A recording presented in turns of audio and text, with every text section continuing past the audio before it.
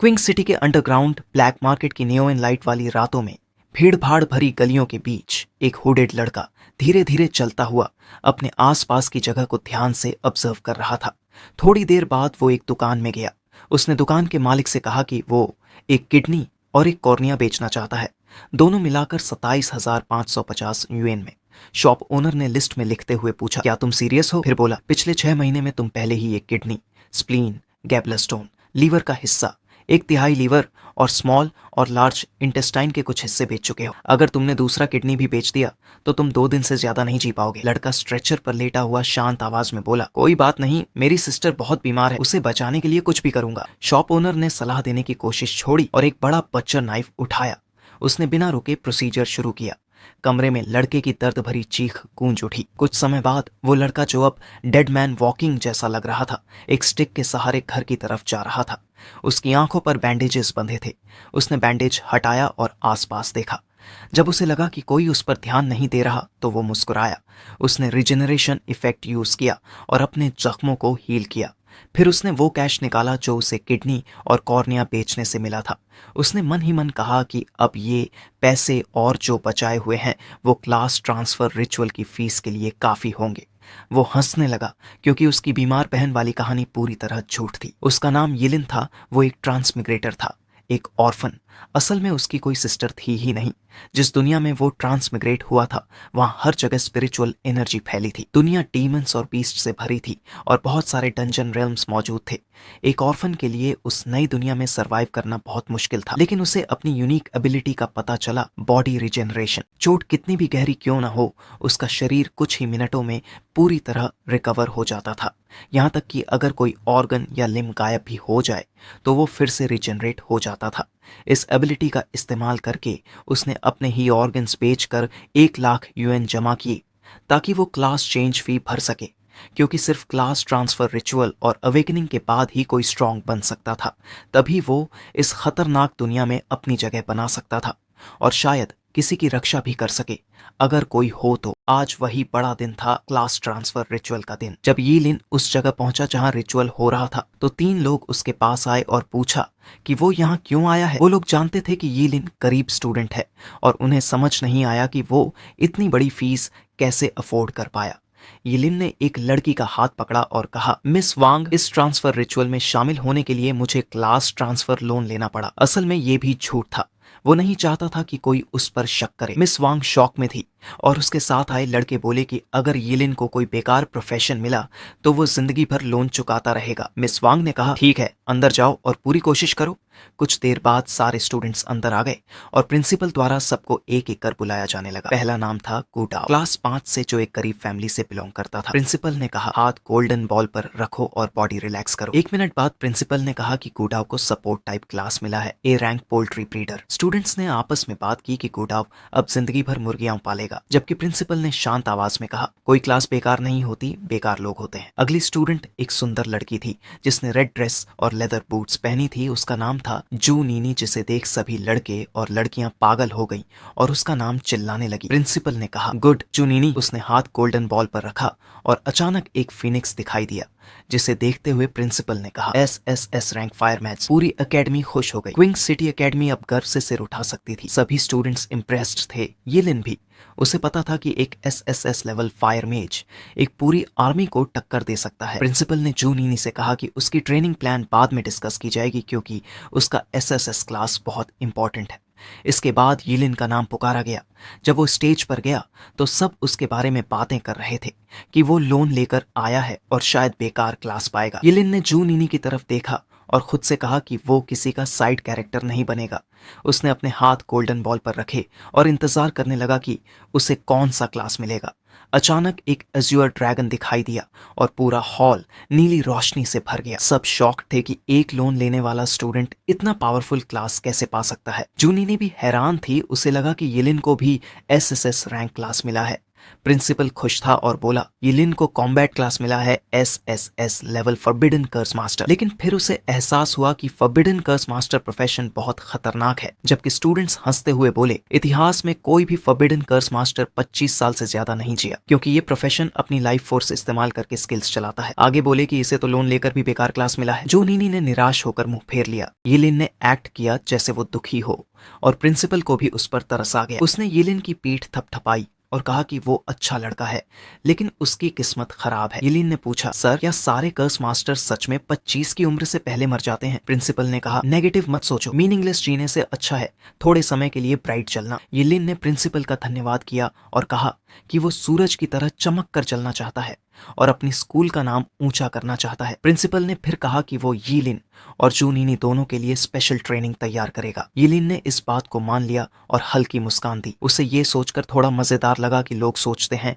वो जल्दी मर जाएगा, क्योंकि उसका प्रोफेशन एक डबल एज सोर्ड है। लेकिन अगर उसके पास अपनी चीट एबिलिटी न होती तो शायद ऐसा होता।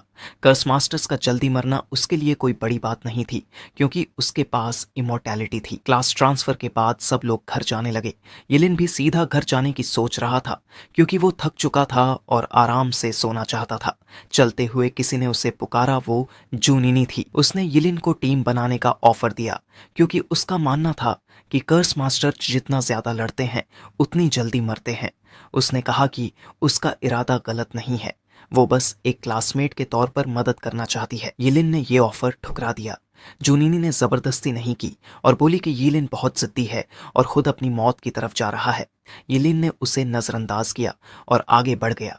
थोड़ी दूर जाने के बाद कुछ स्टूडेंट्स ने उसका रास्ता रोक लिया। उन्होंने कहा कि यिलिन सोचता है कि वो कर्स मास्टर बन गया तो अब बहुत बड़ा आदमी है। ये लोग उसके ही क्लासमेट्स थे और नाराज थे, क्योंकि जूनिनी ने यिलिन को टीम अप के लिए ऑफर किया था, उन्हें नहीं। यिलिन इरिटेट हुआ और सोचा कि औरतें सच में परेशानी होती हैं, दो बातें बोलती हैं और बाकी लोग पागल हो जाते हैं। यिलिन ने कहा कि वो घर जा रहा है। उन लड़कों ने हंसते हुए कहा कि क्या वो अपने 10 वर्ग मीटर वाले झोपड़े की बात कर रहा है जिसे वो घर कहता है। उनमें से एक बोला, अब जब तू SSS रैंक का बन गया है तो क्यों ना मुझे डैडी बुला ले, मैं तुझे जी कॉर्पोरेशन में सिक्योरिटी गार्ड की नौकरी दिला दूं। बाकी सब हंसने लगे और बोले कि यंग मास्टर जी के जी कॉर्प का गार्ड होना एक प्रिविलेज है। फिर उन्होंने यिलिन को घुटनों के बल झुकने को कहा और जी बोला कि जब उसे पैसे मिल जाए तो अपने ऑर्फनेज के मरे हुए लोगों के लिए अच्छा इंसेंस खरीद लेना। तीनों यिलिन का मजाक उड़ाते रहे, ये तक कह दिया कि वो एक अनाथ है और उसे फैमिली रखने का हक नहीं। अब यिलिन सच में गुस्से में था। उसकी आंखों में नीली और लाल ऑरा जलने लगी, क्योंकि उसने कर्स मैजिक एक्टिवेट किया।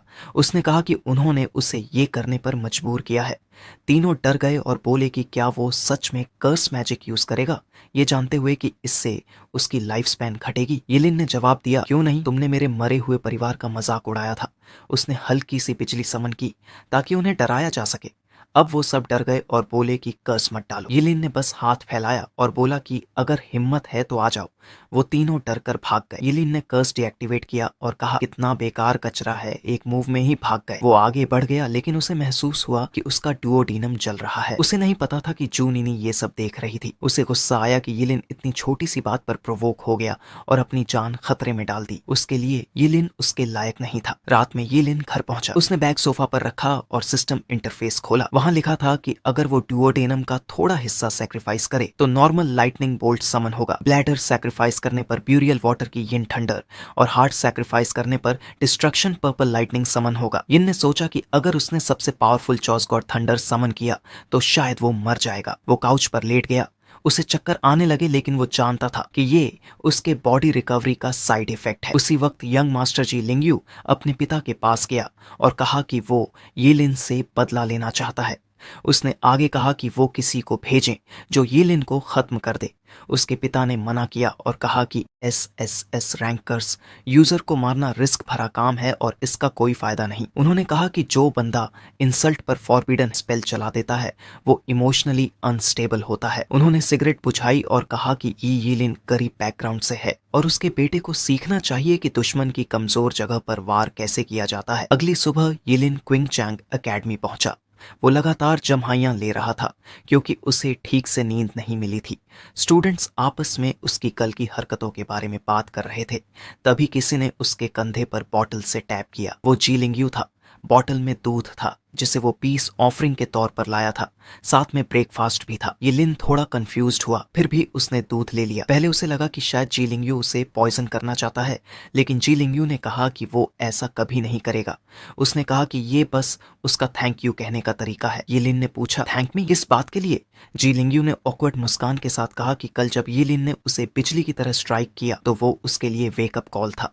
उसने कहा कि ये लिन की वजह से उसे एहसास हुआ कि वो अपनी जिंदगी बर्बाद कर रहा था। यिलिन ने कहा कि ड्रामा छोड़ो और साफ साफ बताओ कि चाहते क्या हो। अचानक जीलिंगयू घुटनों पर बैठ गया और कहा कि वो यिलिन को बिग ब्रदर बुलाना चाहता है। यिलिन शॉक्ड हुआ और बोला कि क्या उसने कल उसके सिर पर भी मारा था? जीलिंगयू ने कहा कि वो सीरियस है, कल की बीटिंग ने उसे बदल दिया है और अब वो बेहतर इंसान बनना चाहता है, लेकिन उसे एक रोल मॉडल चाहिए। यिलिन ने मान लिया कि वो उसका रोल मॉडल बनेगा, लेकिन इसके लिए ट्यूशन देना पड़ेगा। जीलिंगयू ने तुरंत कहा कि कोई दिक्कत नहीं, बताओ कितना।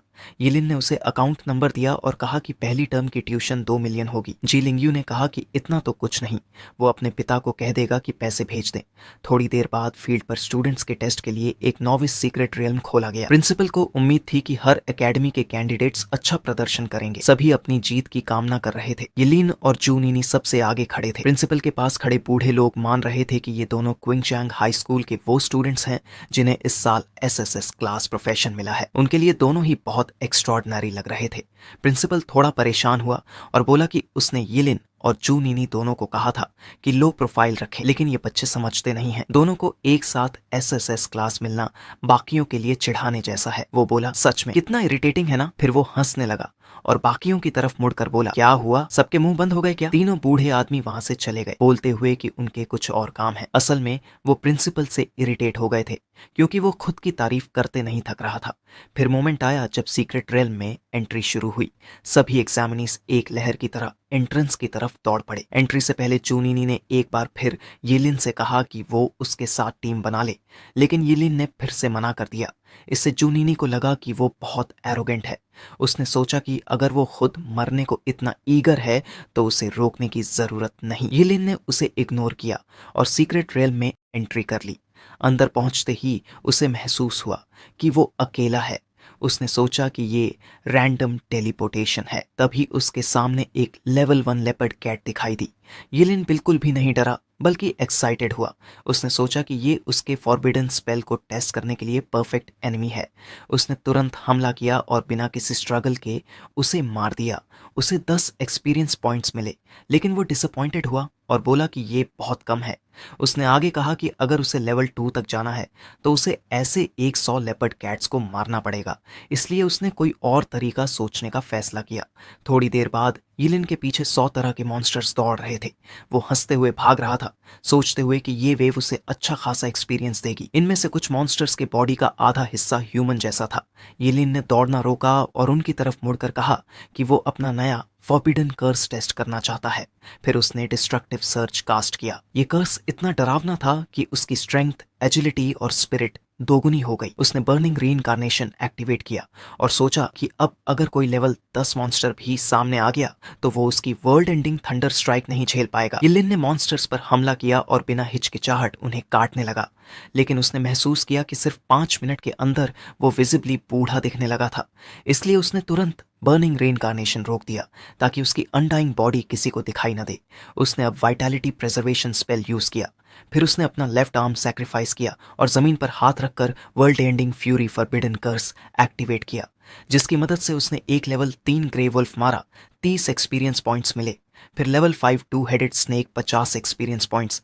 फिर लेवल 6 आर्मर्ड स्कॉर्पियन और 6 सेंटोर्स, हर एक से 60 एक्सपी मिला। आखिर में लेवल 2 की बी मारी 20 एक्सपी। इससे वो लेवल 3 पर पहुंच गया। वो इस प्रोग्रेस से खुश था और अमेज्ड भी। उसे एक नया फॉरबिडन कर्स मिला, अ हेल फायर स्कॉर्चेस द स्काई। 1 घंटे बाद जूनिनी उसी जगह पहुंची जहां यिलिन ने सारे मॉन्स्टर्स को मारा था। उसने जमीन पर जली हुई राख और सैकड़ों मरे हुए मॉन्स्टर्स देखे। वो शॉक में थी और उसे यकीन नहीं हो रहा था कि यहाँ क्या हुआ। फिर उसने हेलफायर की लपटें देखी। वो कंफ्यूज्ड हुई, लेकिन फिर भी वहां गई, क्योंकि उसे नहीं पता था कि क्विंगचांग में उसके अलावा और कोई फायर एलिमेंट यूजर है। लेकिन अब उसे लगा कि यहाँ की फायर एनर्जी उससे भी ज्यादा पावरफुल है। उसने आसपास देखा और कुछ निशान पाए, जिससे उसे लगा कि ये सब किसी ह्यूमन ने किया है। वो बोली, लगता है क्विंगचांग में बहुत सारे छुपे हुए ड्रैगन्स हैं। मैं जरूर पता लगाऊंगी कि ये कौन है। वो ये सोच ही रही थी, तभी पास में यीलिन कुछ मांस भून रहा था। वो 3 आंखों वाले डीमन पिग का मांस खा रहा था और काफी खुश था।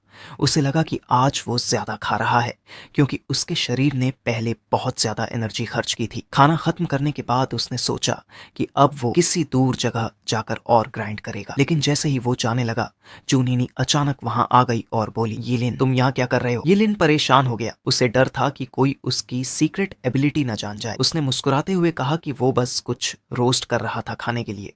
चूनीनी ने फिर कहा कि फॉरबिडन कर्स मास्टर के लिए अकेले ग्राइंड करना बिल्कुल सही नहीं है। यीलिन ने उसकी बात पर ध्यान नहीं दिया तो चूनीनी मुड़कर चलते हुए बोली, अब पछताने से कुछ नहीं होगा, मेरे पीछे आने का कोई फायदा नहीं। वो सोच रही थी कि यीलिन उसके साथ ही चल रहा है, इसलिए उसने आगे कहा कि उसके पास टीम अप करने का टाइम नहीं है। यीलिन ने सोचा कि जूनीनी के दिमाग में शायद कुछ कमी है। तभी जूनीनी ने पीछे मुड़कर पूछा, क्या तुमने यहाँ से किसी और को जाते देखा? वो बहुत पावरफुल है, फायर एलिमेंट में स्किल्ड है, शायद उसने हेल फायर मास्टर किया है। यीलिन ने कामली कहा, हाँ मैंने देखा था, बहुत हैंडसम आदमी था। वो उस डायरेक्शन में गया। यीलिन जानता था कि उसे जूनीनी को अपने पीछे नहीं लगने देना चाहिए, इसलिए उसने तय किया कि अब से वो हेल फायर स्पेल दोबारा यूज नहीं करेगा। जूनीनी आगे बढ़ी और मन में यीलिन को कोसती रही कि उसने उसका टाइम बर्बाद किया, वरना वो अब तक उस हेल फायर यूजर को ढूंढ लेती। तभी उसे ऊपर एक शैडो दिखाई दी। उसने सिर उठाया तो शॉक में आ गई। वो एक लेवल 8 ड्रैगन ब्लड बेहीमत था। जैसे ही उसने हमला किया, जूनीनी ने उसे डॉज किया। वो हैरान थी कि इस एरिया में लेवल 8 मॉन्स्टर कैसे आ गया। उसने सोचा कि शायद यीलिन अब तक यहाँ से भाग चुका होगा। फिर उसने उस मॉन्स्टर पर फायरबॉल स्टॉर्म चलाया, लेकिन उसे ज्यादा नुकसान नहीं पहुंचा। मॉन्स्टर गुस्से में आ गया और तेजी से उसकी तरफ चार्ज किया, जिसे बचने के लिए वो पीछे कूद गई और दोबारा फ्लेम से हमला किया, लेकिन मॉन्स्टर ने रोर करते हुए उन लपटों को उसी पर वापस फेंक दिया। जूनीनी हैरान रह गई क्योंकि सारी आग सीधे उसी पर लगी। मॉन्स्टर वहीं खड़ा था जब तक स्मोक धीरे धीरे शांत नहीं हो गया। जब धुआं छटा तो जूनीनी जमीन पर गिरी हुई थी। उसके कपड़े फटे हुए थे और वो दर्द से कांप रही थी। उसने माना कि वो बहुत एरोगेंट थी। उसे लगा था कि वो इस सीक्रेट रेल में लेवल 8 ड्रैगन ब्लड बेहीमत को हरा सकती है। अब उसे डर लग रहा था कि वो इसी मॉन्स्टर के हाथों मारी जाएगी और ये मौत उसके लिए शर्मनाक होगी। लेकिन उसकी किस्मत अच्छी थी। किसी ने बीच में आकर उस मॉन्स्टर पर फॉरबिडन कर्स हेलफायर का इस्तेमाल किया। मॉन्स्टर जलकर राख बन गया। जूनीनी शॉक में थी। वो समझ गई कि ये वही हेलफायर यूजर है जिसे वो ढूंढ रही थी। उसने अपने सेवियर की तरफ देखा, उसका धन्यवाद किया और उसका नाम जानना चाहा। वो मिस्टीरियस मास्क्ड आदमी और कोई नहीं बल्कि यीलिन था। यीलिन पेड़ की एक डाल पर मास्क पहने खड़ा था। उसने कहा, मुझे लिंग यी कहो। लिंग का मतलब था अर्ली डॉन और यी का मतलब था नाइट। जूनीनी ने क्यूरियोसिटी से पूछा कि वो किस स्कूल से है। वो थैंकफुल भी थी लेकिन साथ ही जानना चाहती थी कि मास्क के पीछे असल में कौन है। उसने कहा कि जब वो डंजन से बाहर आएंगे तब वो उसे प्रॉपरली थैंक करना चाहती है। यिलिन ने उसे बेवकूफी भरी नजरों से देखा। उसे उसके थैंक्स की कोई जरूरत नहीं थी। उसने कहा, थैंक करने की जरूरत नहीं, ये बस एक छोटी सी मदद थी। यिलिन वहां से जाने ही वाला था कि जूनीनी ने कहा, रुको।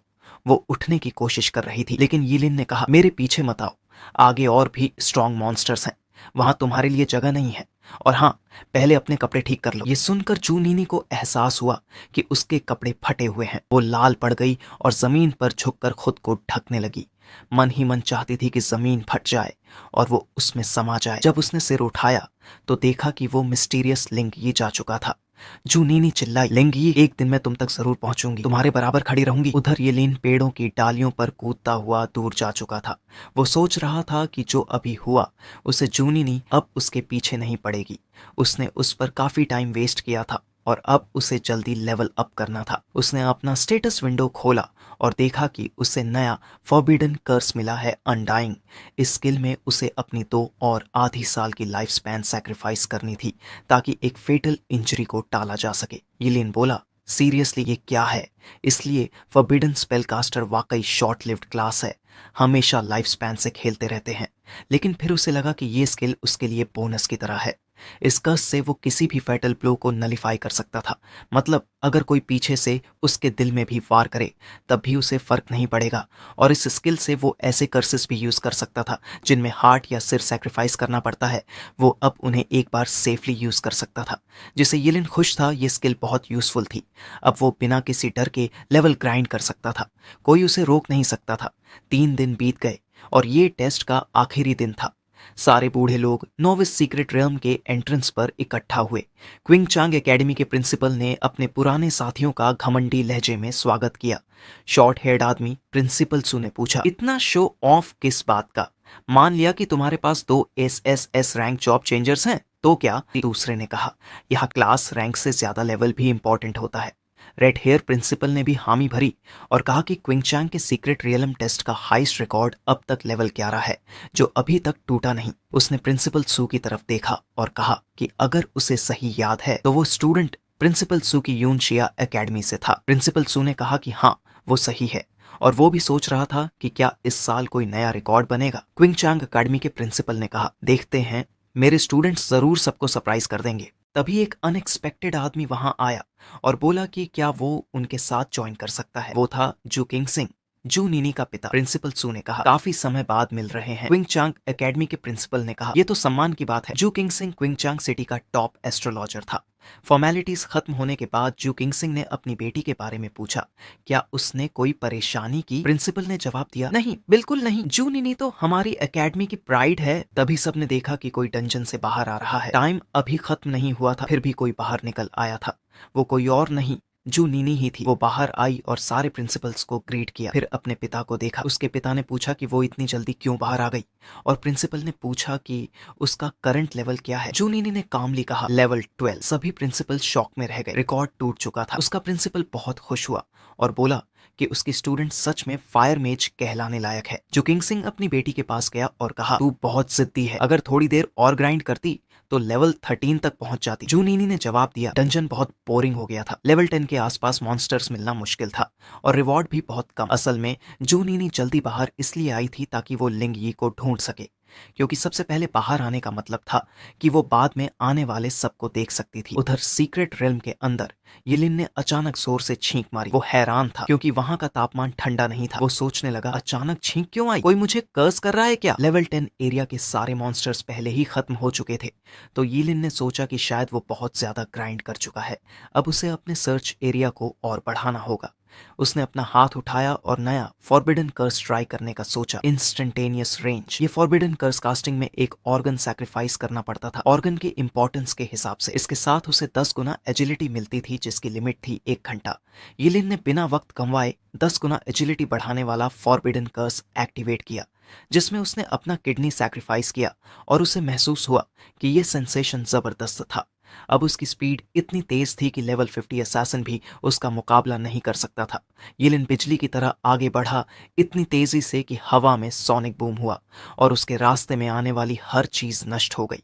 उसकी स्पीड इतनी ज्यादा थी कि जब तक 3 हेडेड स्टॉर्म मेंटिस मॉन्स्टर को उसकी मौजूदगी का एहसास हुआ, तब तक बहुत देर हो चुकी थी। यिलिन ने अपना ब्लैडर सैक्रिफाइस किया और एक बिजली की लहर समन की, जिसने उस मॉन्स्टर को पूरी तरह राख में बदल दिया। इस फॉरबिडन स्पेल का नाम था ashen fierce thunder. Novice secret realm के एंट्रेंस पर अब कई स्टूडेंट्स डंजन से बाहर निकल रहे थे, कुछ खुशी से और कुछ डर के साथ। आखिर वो अपनी जान बचाकर बाहर आ गए थे। वहीं जू नीनी पूरे समय एंट्रेंस पर पेशेंटली इंतजार कर रही थी। वो चाहती थी कि उसे लिंग यी फिर से दिखाई दे, लेकिन बहुत देर तक इंतजार करने के बाद भी वो नहीं आया। सिर्फ 5 मिनट बचे थे। सभी कैंडिडेट्स को वापस अपनी अपनी एकेडमी की जगह पर लौटने को कहा गया।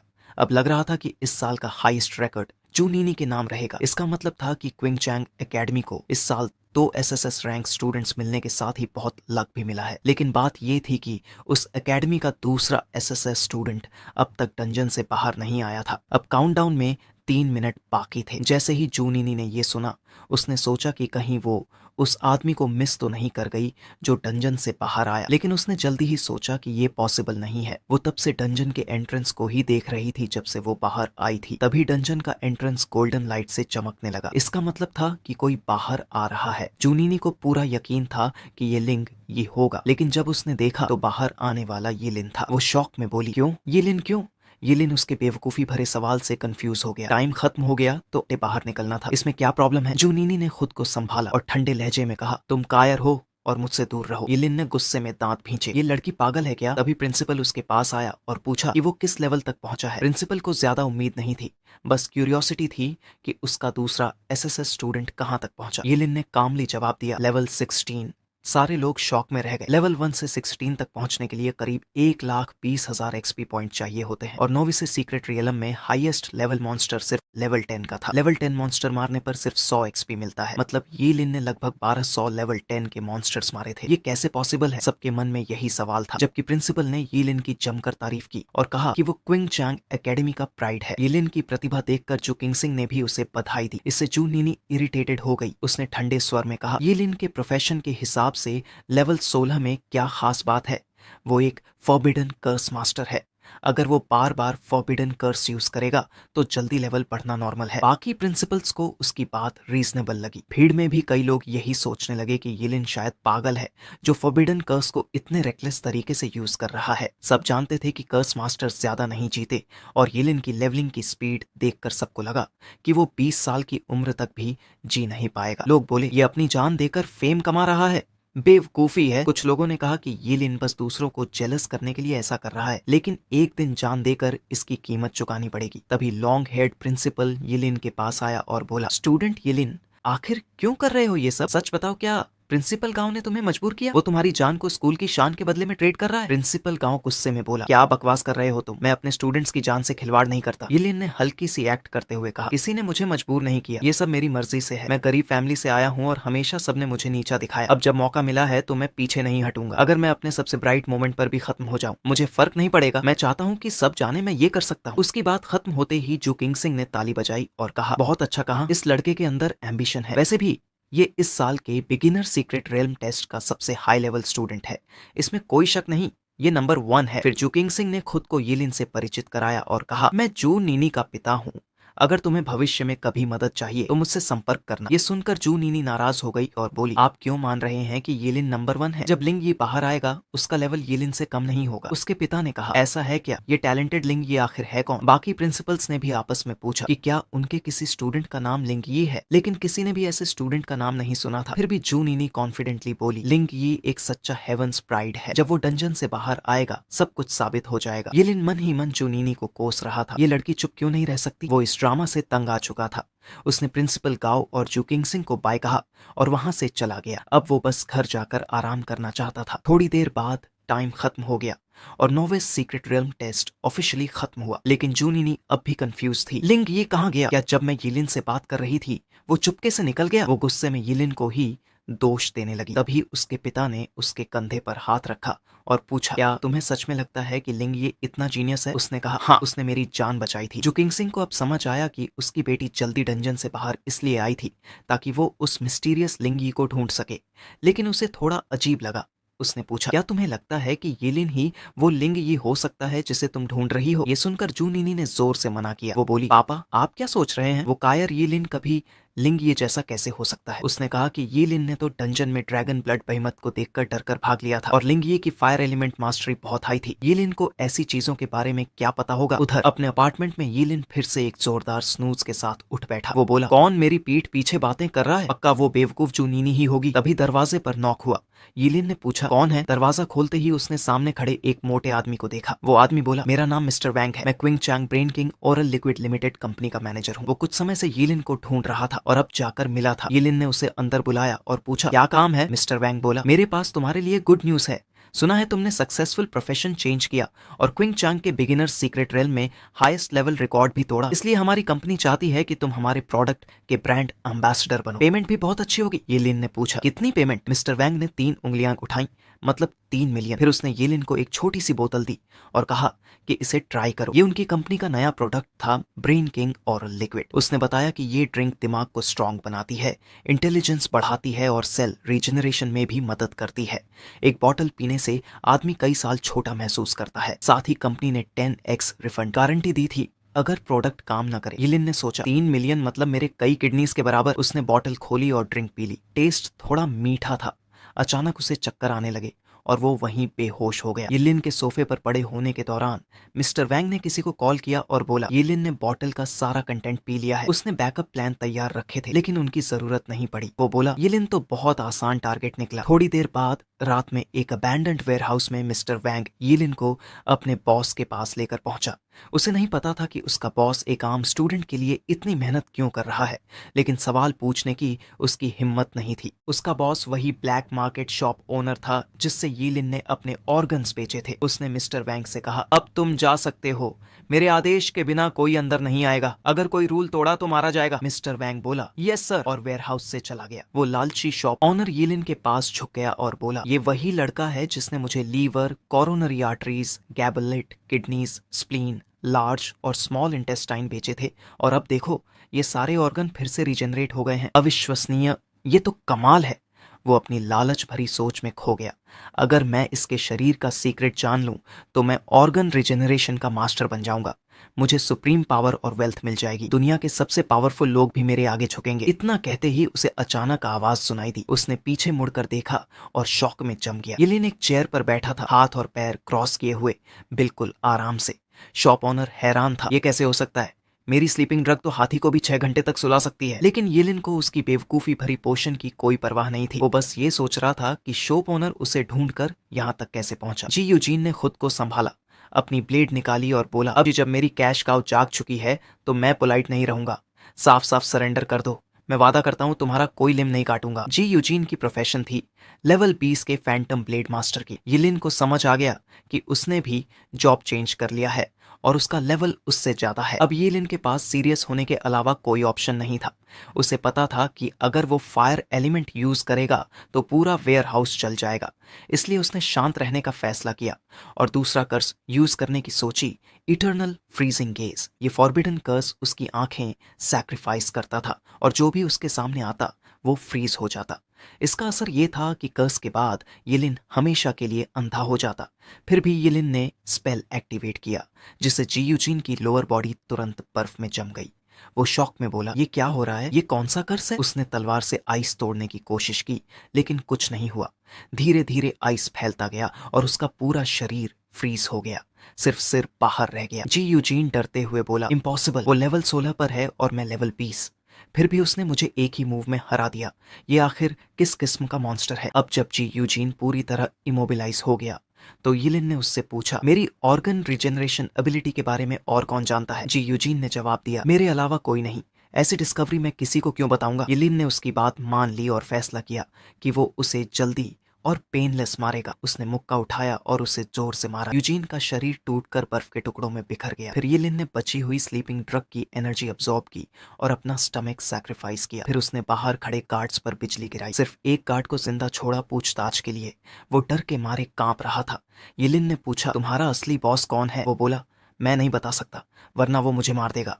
यिलिन की आंखों में बिजली चमकी। वो बोला, सोच लो। डर से कांपते हुए उसने कहा, हमारा boss Qing Chang underground market का किंग केंसन है। जैसे ही उसने ये कहा उस पर बिजली गिर गई और वो वहीं खत्म हो गया। यिलिन ने अपनी ठुड्डी पकड़कर सोचा, केंसन, ये नाम जाना पहचाना है। थोड़ी देर सोचने पर उसे याद आया, केंसन तो क्विंग चैंग सिटी के टॉप 10 फिलांथ्रोपिस्ट्स में से एक है। यिलिन बोला, अब मामला थोड़ा कॉम्प्लिकेटेड हो गया। इस बीच क्विंग चैंग के अंडरग्राउंड ब्लैक मार्केट में एक मिडिल एज्ड आदमी लेदर सोफा पर बैठा था, हाथ में मोटा सिगार पकड़े हुए। उसी समय उसका आदमी अंदर आया और बोला कि अर्जेंट न्यूज है। वो आदमी केंसन था। उसकी भौहें सिकुड़ गईं जब उसे पता चला कि उसके एजेंट जी यूजीन से सारा कांटेक्ट टूट चुका है। उसी टकले आदमी ने आगे बताया कि जब उनका जी यूजीन से आधे घंटे से कोई कांटेक्ट नहीं हुआ तो वो उसके फार्म हाउस गए, लेकिन वहां सब कुछ जला हुआ था। जैसे हालात दिख रहे थे वो क्लियरली किसी जॉब होल्डर का काम था। केंसन गुस्से में उठ खड़ा हुआ और मेज पर लात मारी।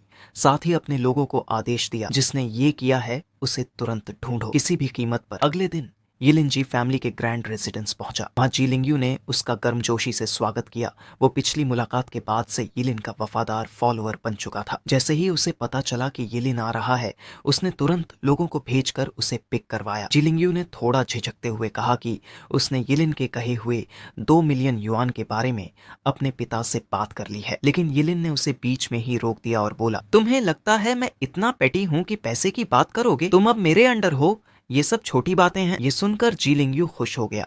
उसने यिलिन के कंधे पर हाथ रखा और बोला, अब से ये घर तुम्हारा भी घर है। अंदर ही अंदर जी लिंगयू ने सोचा, पापा सही थे, यिलिन सीधा साधा है और अपनी डिग्निटी की बहुत परवाह करता है। अगर मैंने इसे उसी पर खेला तो मैं अपना मकसद पालूंगा। यिलिन की असली सोच अलग थी। वो जानता था कि उसे जी फैमिली को एक शील्ड की तरह इस्तेमाल करना है ताकि केंसन और उसके लोग उसे नुकसान न पहुंचा सकें। उसे भरोसा था कि कोई भी जी परिवार की एस्टेट में हमला करने की हिम्मत नहीं करेगा। यिलिन अंदर गया तो देखा कई मेड्स लाइन में खड़ी थीं, उसे झुककर ग्रीट कर रही थीं। वो थोड़ा ऑकवर्ड फील करने लगा। उसने सोचा, सच में पैसे वालों की जिंदगी कितनी अलग होती है। जिलिंग्यू ने कहा कि वो एक मेड यिलिन की पर्सनल सर्वेंट के रूप में असाइन करेगा। यिलिन ने पहले मान लिया, लेकिन कुछ सेकंड बाद हड़बड़ाकर बोला, मैं तो मजाक कर रहा था। लेकिन जिलिंग्यू ने इंसिस्ट किया और बोला कि बॉस, आपको अपने कपड़े भी बदलने चाहिए, हमें कहीं इंपॉर्टेंट जगह जाना है। यिलिन ने पूछा, कहाँ? जिलिंग्यू ने मुस्कुराते हुए कहा, वहां पहुंचने पर पता चल जाएगा।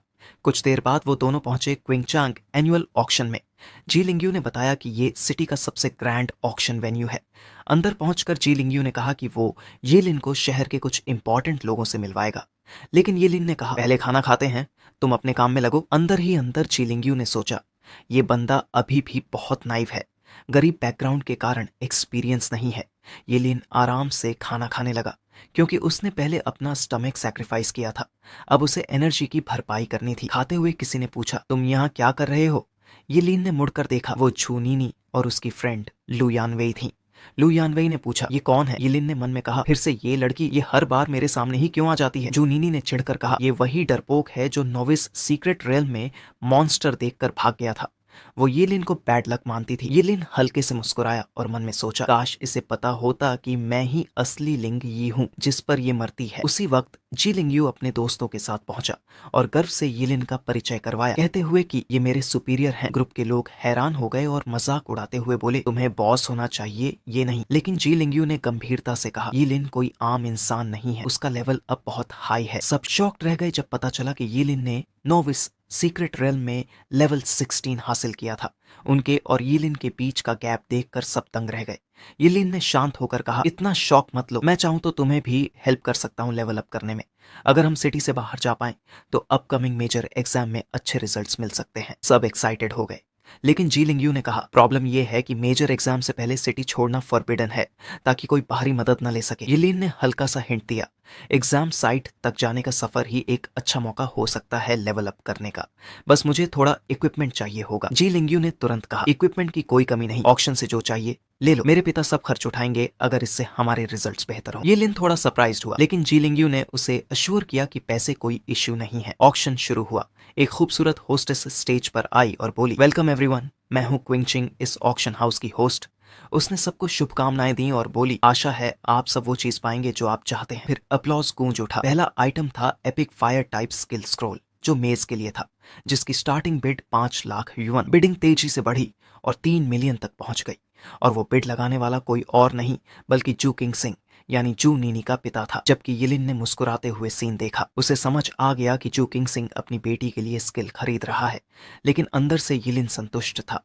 उसे ऐसी चीजों की जरूरत नहीं थी। वो फॉरबिडन कर्सेस का मास्टर था और उसके स्किल्स किसी भी स्क्रोल से पावरफुल थे। यिलिन ने जी लिंग्यू से धीरे से कहा, तुम्हारा profession A rank shadow blade है, सही? अगर कोई स्किल स्क्रोल खिलाता है जो तुम्हारे क्लास के काम का हो तो बिना हिचकिचाए बिड लगाना। सही स्किल कभी कभी जान बचा देती है। ऑक्शनियर मुस्कुराई और बोली, नेक्स्ट आइटम एक rare quality artefact, royal dragon wish ring. ये स्पिरिट को 30% बढ़ाता है और ड्रैगन्स ऑरा नाम की पैसिव स्किल देता है। स्टार्टिंग बिड दो और मिनिमम रेज है 1 लाख। तो ladies and gentleman, please place your bids. भीड़ में हलचल मच गई। पहली बिड लगी 2.5 मिलियन, फिर बढ़कर 3 मिलियन, फिर 3.1 तक पहुंची। बोलियां तेजी से आने लगी।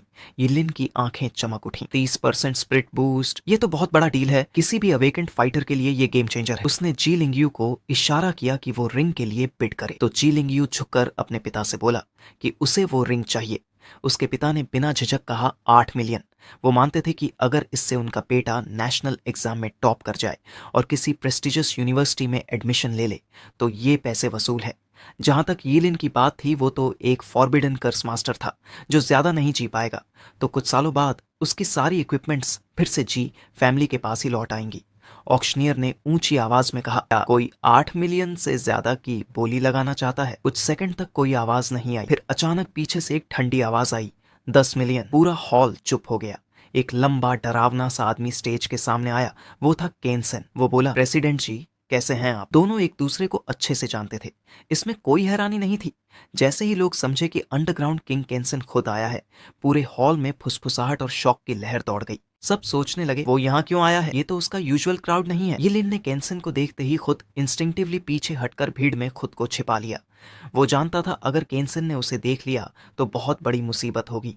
जबकि प्रेसिडेंट जी को समझ नहीं आया कि उसने ऐसा क्या कर दिया जिससे केंसन नाराज है। केंसन ने ठंडी हंसी के साथ आंखें सिकोड़ते हुए उंगली उसकी ओर की और बोला, तुम्हारे लोगों ने मेरे आदमी को मार दिया और अब तुम चाहते हो कि मैं पोलाइट रहूं। प्रेसिडेंट जी शांत रहा और बोला, मुझे नहीं पता तुम किस बारे में बात कर रहे हो, लेकिन अगर लड़ाई चाहिए तो याद रखो जी, ग्रुप को डराना आसान नहीं। और उसने तुरंत बोली, बढ़ाई 12 मिलियन।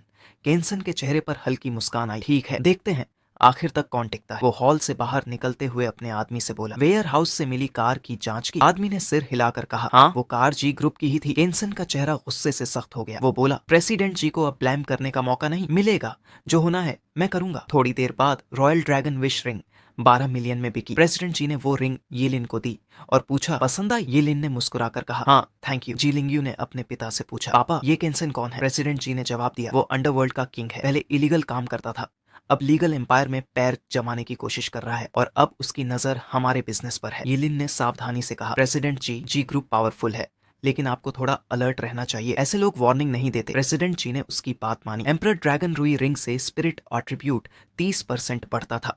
ये रिंग पहनने वाले को ड्रैगन एनर्जी का आशीर्वाद मिलता था और लक भी 10 से बढ़ती थी। यिलिन ने रिंग अपनी उंगली में पहनी और उसे तुरंत एनर्जी का तेज झटका महसूस हुआ। उसकी स्पिरिट स्टैट 30% बढ़ी और लक 10 हो गया। एक्साइटेड होकर उसने प्रेसिडेंट जी से कहा, चिंता मत कर, मैं खुद इंश्योर करूंगा कि जी लिंगयू टॉप एकेडमी में जाए। प्रेसिडेंट जी मुस्कुराए, अब तो हम फैमिली हैं, फॉर्मल होने की जरूरत नहीं, तुम और मेरा बेटा तो प्रैक्टिकली ब्रदर्स हो, जो भी इक्विपमेंट चाहिए बस बोल देना। पूरी रात ऑक्शन चलता रहा। प्रेसिडेंट जी ने हर वैल्यूएबल आइटम पर बेहिसाब बिड लगाई। जी लिंगयू तो आखिर तक थक गया, लेकिन उसके पिता ने इस साल का ऑक्शन प्रैक्टिकली क्लीन स्वीप कर लिया। यिलिन जो भी चीज पसंद करता, जी ग्रुप बिना हिचक बिड लगा देता और कई प्रेशियस आइटम्स उनके पास आ गए, जैसे एज्योर थंडर रिंग जो स्पिरिट को 15% और लाइटनिंग स्किल्स की पावर 20%, तो molten moon necklace 200 spirit bonus, जबकि ड्यूलिंग यांग ब्रेसलेट 40 स्पिरिचुअल एट्रीब्यूट और पैसिव हीलिंग फैक्टर जो छोटे जल्दी हील करता है। यिलिन की आंखें चमक उठीं। अब अगर कोई उसे रिजेनरेट करते देख भी ले तो उसके पास सॉलिड एक्सक्यूज होगा कि ये आइटम का पैसिव इफेक्ट है। फिर उसने रात की सबसे बड़ी चीज उठाई, फॉलिंग स्टार वॉर ब्लेड। इससे स्ट्रेंथ 300 बढ़ती थी और स्टारलाइट में इसकी पावर हर सेकंड बढ़ती जाती थी, मैक्सिमम 100 तक। यिलिन एक्साइटमेंट से कांप उठा। इस तलवार से वो आखिरकार वो फॉरबिडन टेक्निक इस्तेमाल कर सकता था जो उसे लेवल 10 पर अनलॉक हुई थी, लाइफ स्पैन ब्लेड आर्ट्स। इस स्किल में हर स्विंग के साथ उसकी 1 साल की लाइफ सैक्रिफाइस होती थी और हर अगला वार पिछले से दोगुना ताकतवर होता था।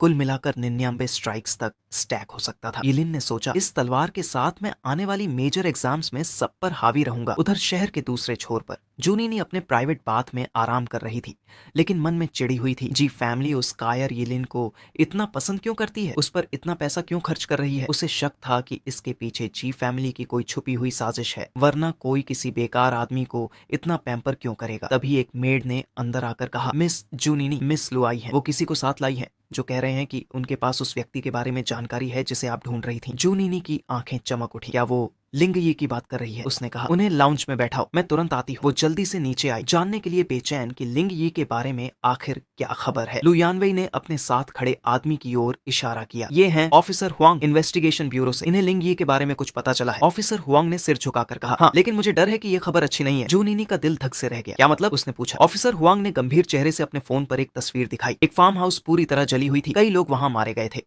उन्होंने कहा, हमें वहां हिलफायर के ट्रेस मिले हैं। आपके पहले दिए गए डिस्क्रिप्शन के अनुसार हमारा शक है कि कैप्लेट वही रहस्यमयी लिंग यी है जिसका आपने जिक्र किया था और ब्यूरो चाहता है कि जूनिनी इस इन्वेस्टिगेशन में उनकी मदद करे। ऑफिसर हुआंग की बात सुनकर जूनिनी तुरंत लिंग यी के बचाव में कूद पड़ी। वो चिल्लाई, वो किलर नहीं है, उसने मेरी जान बचाई थी। वो किसी की बात मानने को तैयार नहीं थी। कोई भी बिना सबूत के उसे ये नहीं मना सकता था कि लिंग ये एक मर्डरर है। वो बोली, अगर वो किलर होता तो अपनी जान रिस्क में डालकर मुझे क्यों बचाता। लू यानवेई ने जल्दी से अपनी दोस्त को शांत करने की कोशिश की, जबकि ऑफिसर हुआंग ने काम होकर कहा, मैं आपकी रिएक्शन समझ सकता हूँ, लेकिन आपके स्टेटमेंट में आपने कहा था कि लिंग यी ने हेलफायर का इस्तेमाल करके एक एटियर बीस्ट को एक वार में नष्ट कर दिया था, लेकिन हमारी इन्वेस्टिगेशन में हमें लिंग यी नाम का कोई इंसान नहीं मिला। हालांकि ऑफिसर हुआंग की आवाज थोड़ी गंभीर हो गई, एक व्यक्ति ने हमारा ध्यान खींचा है और हमारे डेटा के अनुसार वो व्यक्ति शायद वही रहस्यमयी लिंग यी हो सकता है। उसने जोड़ा, हमारी रिपोर्ट में इस बात की काफी संभावना है कि यिलिन ही लिंग यी है। जू नीनी की आंखें फैल गईं। वो कुछ सेकंड तक चुप रही, फिर बोली, यिलिन? वो कायर? असंभव। वो बोली, वो हर बार खतरा देखते ही भाग जाता है। वो लिंग यी कैसे हो सकता है? और वैसे भी ये लिन तो हेलफायर यूज करना जानता ही नहीं। ऑफिसर हुआंग ने अपना लाई डिटेक्शन स्किल एक्टिवेट किया। उसकी आंखों में नीली चमक आई। उसने पूछा, क्या आप बिल्कुल श्योर हैं? जू नीनी ने बिना झिझके कहा, हाँ मैं श्योर हूँ, मैंने लिंग यी को अपनी आंखों से देखा है। वो कायर यिलिन लिंग यी नहीं हो सकता। ऑफिसर हुआंग के लाई डिटेक्शन स्किल ने कोई झूठ नहीं पकड़ा। मतलब जू नीनी सच बोल रही थी, यिलिन शायद सस्पेक्ट नहीं था। ऑफिसर हुआंग ने सिर झुकाकर कहा, आपके सहयोग के लिए धन्यवाद। अगर कुछ और पता चले तो हमें तुरंत बताइएगा। उधर यिलिन की प्रायोरिटीज अलग थी। अब वक्त था अपनी नई इक्विपमेंट टेस्ट करने का। जी लिंगयू उसे लेकर गया क्विंगचांग के अवेकंड एसोसिएशन सेंटर में। ये सेंट्रल ट्रेनिंग फैसिलिटी थी। रिसेप्शनिस्ट ने उनका स्वागत किया और पूछा, क्या आप आज इवनिंग सेशन के लिए ट्रेनिंग करना चाहते हैं? जी लिंगयू ने कहा, हाँ, मेरे बॉस को अपनी नई इक्विपमेंट टेस्ट करनी है। रिसेप्शनिस्ट ने यिलिन से पूछा, आपका लेवल क्या है? यिलिन ने कॉन्फिडेंट होकर कहा, लेवल 16। वो बोली, अंडर लेवल 20 अवेकनर के लिए ट्रेनिंग रूम है। Price 1,00,000 yuan per hour. इसमें बेसिक फोर्स एनालिसिस और मैना कैलिब्रेशन दोनों शामिल है। यिलिन ने कहा, मुझे लेवल 40 तक के लिए ट्रेनिंग रूम चाहिए। रिसेप्शनिस्ट कुछ सेकंड के लिए स्टंट रह गई, फिर बोली, समझ गई सर। जी लिंगयू बाहर रुक गया, जबकि रिसेप्शनिस्ट यिलिन को अंदर लेकर गई। ट्रेनिंग रूम बहुत बड़ा था, लगभग एक बास्केटबॉल कोर्ट जितना। बीच में कई डमीज की पंक्ति थी। लेडी ने बताया, ये रूम स्पेशली रीइंफोर्स्ड मटेरियल से बना है। इसे एक टॉप लेवल बिल्डर ने डिजाइन किया है। ये लेवल 40 तक के जॉब चेंजर्स के फुल फोर्स अटैक्स झेल सकता है। यहाँ तक कि डमीज को भी डैमेज करना बहुत मुश्किल है। डोर लॉक होते ही यिलिन ने आसपास नजर दौड़ाई। उसने कंफर्म किया कि रूम में कोई सर्वेलेंस कैमरा नहीं है। वो आराम से मुस्कुराया और अपनी फॉलिंग स्टार वॉर ब्लेड निकाल ली। उसने दौड़ते हुए life span sword technique try करने का सोचा, जो हर स्विंग में उसकी 1 साल की लाइफ खाती थी। यिलिन हवा में उछला, तलवार कसकर पकड़ी और एक मिस्टीरियस ट्रांस में चला गया। जैसे ही उसने पहला वार किया, एक जोरदार बैंग की आवाज हुई, जैसे कुछ फट गया हो। तलवार पर तेज रोशनी चमकी। वो थी यिलिन की चलती हुई लाइफ फोर्स। दूसरा वार पहले से और भी ज्यादा तेज और शक्तिशाली था। हवा तक कटने लगी। चारों तरफ इनविजिबल सोर्ड एनर्जी फैल गई। तीसरा वार, चौथा, पांचवा, हर वार पिछले से तेज और ताकतवर होता गया। यिलिन की स्पीड बढ़ती गई। जब उसने 99वां वार किया, पूरा ट्रेनिंग रूम कांप उठा। एनर्जी की लहरें दीवारों से टकराने लगी। तलवार से ऐसी रोशनी फूटी जैसे किसी छोटे सूरज की चमक हो। एक इनविजिबल सोर्ड वेव निकलकर सामने खड़े डमीज को चीर गई। 99 लेयर्स की स्टैक्ड सोर्ड एनर्जी के बाद हर वार विनाशकारी था। उस वक्त यिलिन किसी गॉड ऑफ वॉर जैसा लग रहा था। सैकड़ों वारों की आवाज के बाद वो डमीज जो लेवल 40 के चेंजर्स के हमले झेल सकती थीं, अब टूटकर जमीन पर पड़ी थीं। यिलिन ने बाकी इक्विपमेंट भी अपने फॉरबिडन स्पेल्स के साथ टेस्ट किए। बाहर हल्का सा ट्रेमर महसूस हुआ। रिसेप्शनिस्ट घबरा गई, लेकिन जी लिंगयू ने समझाया, मेजर एग्जाम आने वाला है। यिलिन ट्रेनिंग में थोड़ा इंटेंस हो जाता है। थोड़ी देर बाद यिलिन बाहर आया, संतुष्ट और शांत चेहरा लिए। उसने कहा, आज की टेस्टिंग काफी थी, अब मैं रेस्ट करूंगा। और हाँ, अगर कुछ टूटा फूटा हो गया हो तो क्या मुझे उसका बिल देना पड़ेगा? लेडी हंस पड़ी, सर ये रूम लेवल 40 तक के अवेकनर के लिए है। अगर लेवल 16 वाला इसे तोड़ दे तो इसका मतलब मटेरियल ही घटिया है। हम आपसे पैसे कैसे ले सकते हैं? यिलिन ने राहत की सांस ली और जल्दी से जी लिंगयू को लेकर बाहर निकल गया। जैसे ही दोनों चले गए, लेडी क्यूरियोसिटी में ट्रेनिंग रूम देखने गई और शौक में उसका मुंह खुला रह गया। पूरा रूम बर्बाद हो चुका था। डमीज कटे फटे जले हुए थे, एक भी डमी खड़ा नहीं बचा था। इसी बीच जी फैमिली के रेजिडेंस पर एंट्रेंस पर खड़े 2 गार्ड्स पर अचानक अननोन अटैकर ने हमला कर दिया। एक गार्ड की गर्दन पर एक पतली सुई चुभ गई जिसमें पॉइजन लगा हुआ था। गार्ड ने दर्द से अपनी गर्दन पकड़ ली। दूसरे ने यह देखकर अलार्म बजाई और पूछा, क्या हुआ? अचानक उसके पीछे से अंधेरे में से एक जोड़ी हाथ निकली और उसकी गर्दन को पीछे से हॉरिफाइंग तरीके से तोड़ दिया गया। चीखें और खून फैल गया। ये सब सुनकर प्रेसिडेंट जी, जो अपने स्टडी में था, बाहर की आवाज सुनकर दंग रह गया और सोचने लगा क्या हुआ। तभी पुराना हाउसकीपर थोड़ा खून और जख्म लिए ऑफिस के दरवाजे खोलकर आया और अपने मास्टर से भागने को कहा। वो कुछ समझाने ही वाला था कि अचानक उसकी कमर के निचले हिस्से में एक नाइफ घुस गई। उसने दर्द से चीखा और उसका वाइटैलिटी जल्दी से कम होने लगा। जिसने ये मैसेकर किया वह सामने आया और वो कोई और नहीं था बल्कि केन्सन। फिर मिले हम, उसने प्रेसिडेंट जी को ताने देते हुए कहा। प्रेसिडेंट जी गुस्से में अपनी गन निकालने लगा, लेकिन गोली चलाने से पहले ही एक लंबा नाइफ लाइटनिंग की तरह चमकता हुआ आया और प्रेसिडेंट जी की हाथ ऊपर उड़ गए। वो बेअसर हो गया। केन्सन ने तिरस्कार भरी मुस्कान दी और कहा कि जो कोई भी जॉब चेंजर के सामने गन लेकर आता है वो फूल ही होता है। गन उन लोगों के लिए काम करती है जो अभी जॉब चेंज करके आए हैं, लेकिन लेवल 30 वाले अवेकनर के सामने गन खिलौने जैसी होती है। केन्सन ने अपनी सोर्ड उठाई उठाई और प्रेसिडेंट जी को मारने की तैयारी की। तभी उसके एक आदमी ने दौड़कर बताया कि वे दो लड़के अब भी विला में नहीं हैं। केंसन इरिटेटेड हुआ, पर उसने फैसला किया कि अभी प्रेसिडेंट जी को छोड़ दिया जाए। अगर उसने अभी उसे मार दिया तो जी लिंगयू का वीक स्पॉट कट जाएगा। वो प्रेसिडेंट जी को अलाइव रखकर इन दोनों लड़कों को बाहर लुभवाकर एक साथ एलिमिनेट करेगा। आधे घंटे से भी कम समय में जी फैमिली के विला के सारे लोग जी लिंगयू के फादर को छोड़कर ठंडे कॉर्प्स बन गए थे। जब जी लिंगयू और यीलिन वापस लौटे तो उन्होंने तुरंत महसूस किया कि कुछ गलत है। बाहर खड़े गार्ड्स गायब थे, पूरा विला ईरिली क्वाइट था और लाइट्स बंद थीं, जैसे पावर आउटेज हुआ हो। यीलिन को अचानक तेज खून की बदबू आई तो उसने जल्दी से अंदर दौड़ लगाई। उसने जी लिंगयू से कहा कि मेंटली प्रिपेयर हो जा, और उसने लाइट्स ऑन की। जी लिंगयू स्टन था हॉरिफाइंग सीन देखकर। जी फैमिली के जॉब चेंजर्स और सर्वेंट्स के शरीर हर जगह पड़े थे, ब्रोकन लिम्स और आर्म्स चारों तरफ बिखरे हुए थे। कई लोगों के चेहरों पर डर साफ साफ दिख रहा था, जैसे उनकी मौत से पहले उन्होंने कोई भयानक दानव देखा हो। जी लिंगयू कुछ कदम पीछे हट गया, चेहरा सफेद पड़ गया और असलियत को डिनाई करने की कोशिश कर रहा था। हम गलत जगह आ गए होंगे, ये मेरा घर नहीं है, येलिन ने उसे चेतावनी दी। और वह पागल की तरह अपने पिता के स्टडी की तरफ दौड़ा ही था कि येलिन को टेबल पर एक कागज पड़ा दिखा तो उसने उसे उठाया। साथ ही जी लिंगयू को रोका और उसे वो दिखाया, जिसे पढ़कर जी लिंगयू गुस्से में आ गया। लेटर में लिखा था कि अगर जी लिंगयू अपने पिता को बचाना चाहता है तो उसे यीलिन को लेकर अंडरग्राउंड ब्लैक मार्केट आना होगा। अगर तुम 6 घंटे के भीतर नहीं आए तो तुम अपने पिता को कई पीसेस में पाओगे। जी लिंगयू का गुस्सा चरम पर था। उसने चिट्ठी फाड़ दी और केंसन को अपने हाथों से मार डालने की कसम खाई। जी लिंगयू केंसन को ढूंढने निकलने ही वाला था कि यीलिन ने उसके कंधे पर हाथ रखा। यीलिन ने कहा कि ये सब उसकी वजह से हुआ है, तो वो खुद जाकर प्रेसिडेंट जी को बचाएगा और जी लिंगयू को कहीं छिपने को कहा। लेकिन जी लिंगयू मना कर रहा था तो यीलिन ने चालाकी से उसे नॉकआउट कर दिया। यीलिन ने बेहोश जी लिंगयू को सोफे पर लिटा दिया और वीला छोड़ दिया। उसने वादा किया कि वो केंसन को दिखा देगा कि एक कर्स्ड मास्टर जो अपनी लाइफ की परवाह नहीं करता कितना टेरिफाइंग होता है। इसी बीच क्विंगचांग अंडरग्राउंड ब्लैक मार्केट के सबसे अंधेरे हिस्से में केंसन के लोग अलर्ट और हथियारबंद चारों ओर फैले हुए थे। एक काली परछाई रात के आसमान से घोस्ट की तरह टकराई और चुपचाप नीचे उतरी बिना किसी गार्ड को चेतावनी दिए। येलिन काले कपड़ों और ब्लैक शूज में था, चेहरा काले कपड़े से ढका हुआ था। वो पूरी तरह रात में ब्लेंड हो गया था। गार्ड अधिक थे, पर अगर वो चुपके से अंदर घुसकर केंसन को सरप्राइज करते तो उसे मारने का मौका मिल सकता था। जब यीलिन ये सोच रहा था, अगले ही सेकंड में एक गार्ड उसके डायरेक्शन में मुड़ा और उसे घूरने लगा। यीलिन शॉक हुआ। उसने सोचा मैंने पूरी तरह खुद को छुपा लिया था, तो कैसे मैं इतनी आसानी से डिस्कवर हो गया। गार्ड ने एरोगेंस से अपनी गन उठाई और उसकी तरफ इशारा करते हुए पूछा कि वो किस एरा से है जो अंधेरे में छुप रहा है। दरअसल पूरे इलाके में सर्वेलेंस कैमरास थे, जिनमें इंफ्रारेड नाइट विजन भी थी। येलिन की थोड़ी केयरलेसनेस पकड़ ली गई थी, पर उसकी जिम्मेदारी अब अनअलाइव करना था। उस आदमी ने कहा कि उनका बॉस पहले से ही उसका इंतजार कर रहा था। फिर 3 गार्ड्स उसकी तरफ बढ़े। येलिन ने सोचा अब चुपके से अंदर जाने का कोई मतलब नहीं। उसने डिसाइड किया कि अब सीधा अंदर घुसना ही सही रहेगा। वैसे भी लिंग यी के नाम पर पहले से काफी ब्लेम लगा हुआ था, तो अगर अब केंसन की हत्या का इल्जाम भी उस पर आ गया तो उसे कोई फर्क नहीं पड़ता। लेकिन ये सब तभी मुमकिन था जब आज रात अंडरग्राउंड ब्लैक मार्केट में कोई भी जिंदा न बचे, क्योंकि अगर कोई बच गया तो उसकी इमोर्टैलिटी की सीक्रेट खुल जाएगी। चूंकि अब वो पकड़ा जा चुका था, येलिन ने डिस्गाइज की भी जरूरत नहीं समझी।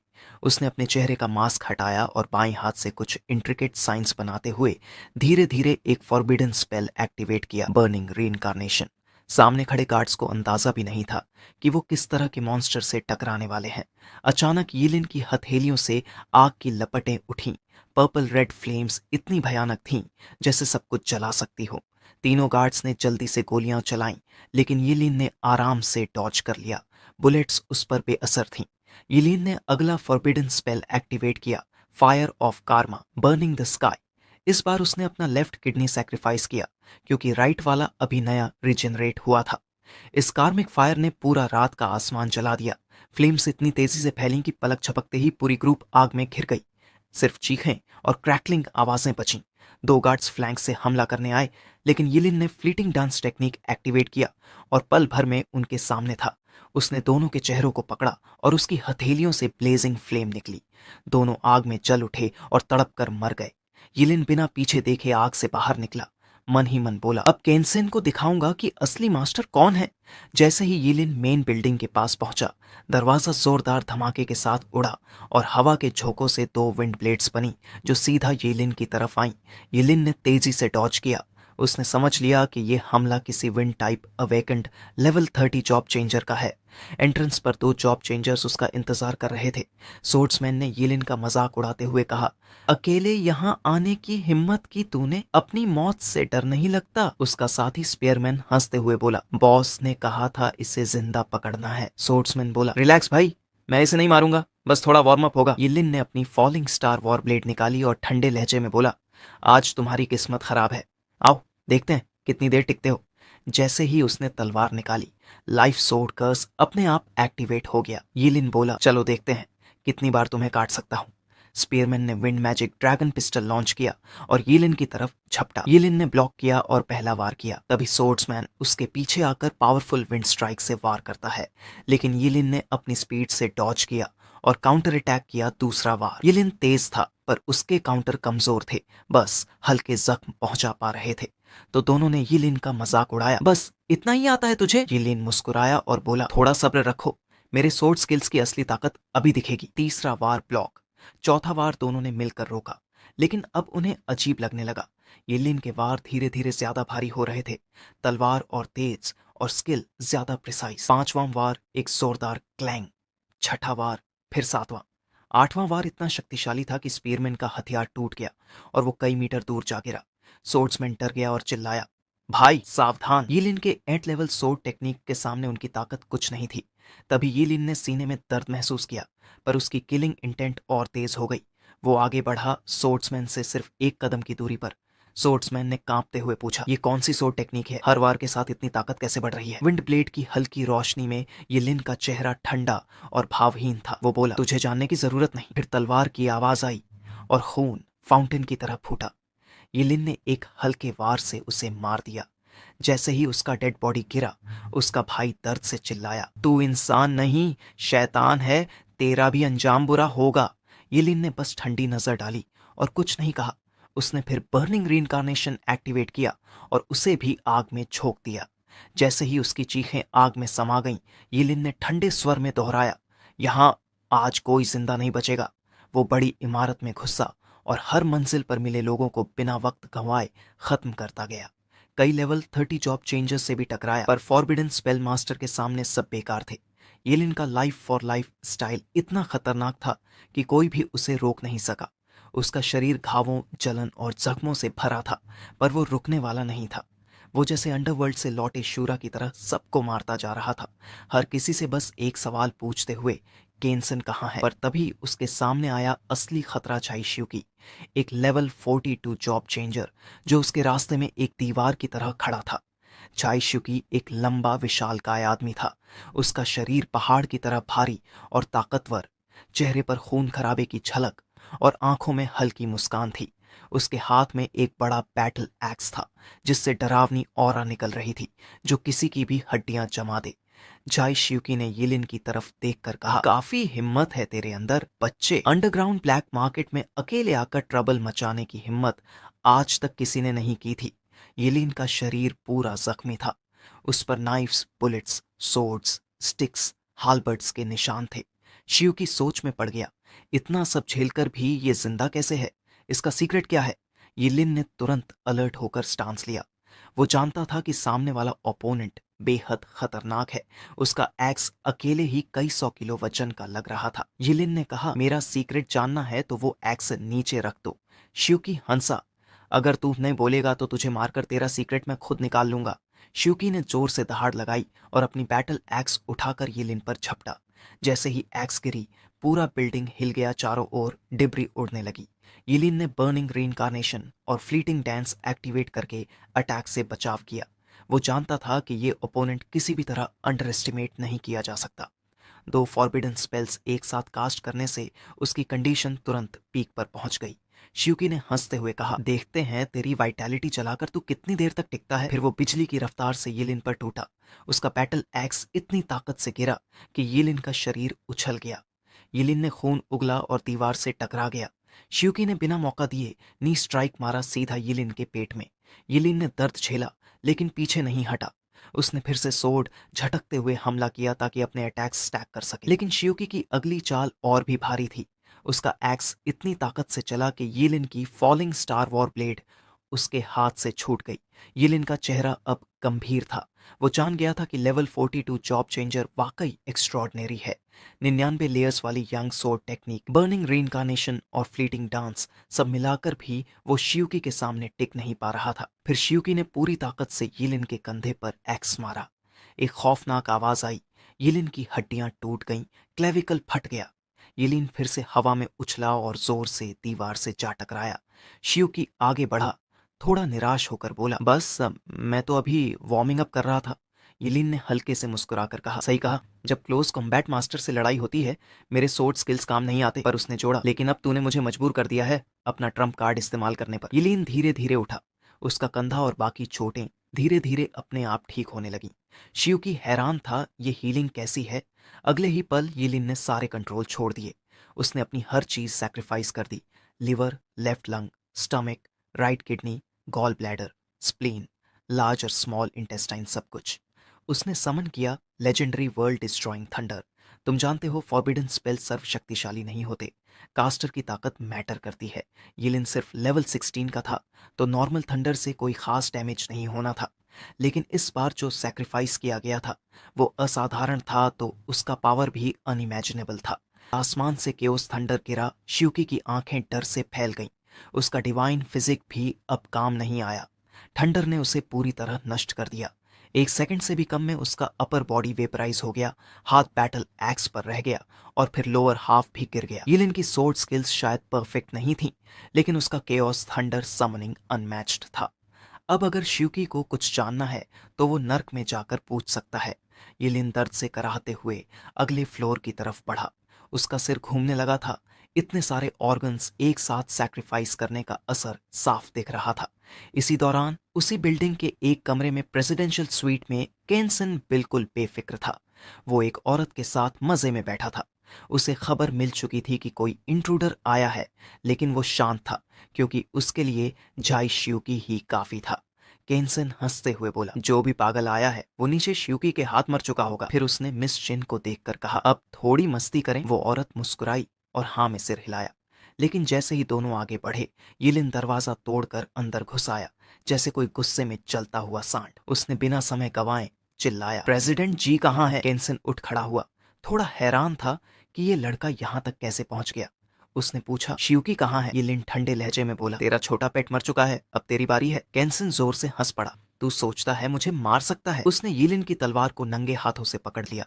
वो बोला, मैं क्विंग सिटी का अंडरग्राउंड किंग हूँ, मजाक नहीं। फिर केंसेंस ने यिलिन की गर्दन पकड़ ली और जरा भी वक्त बर्बाद किए बिना अपनी डोमिनेंस दिखा दी।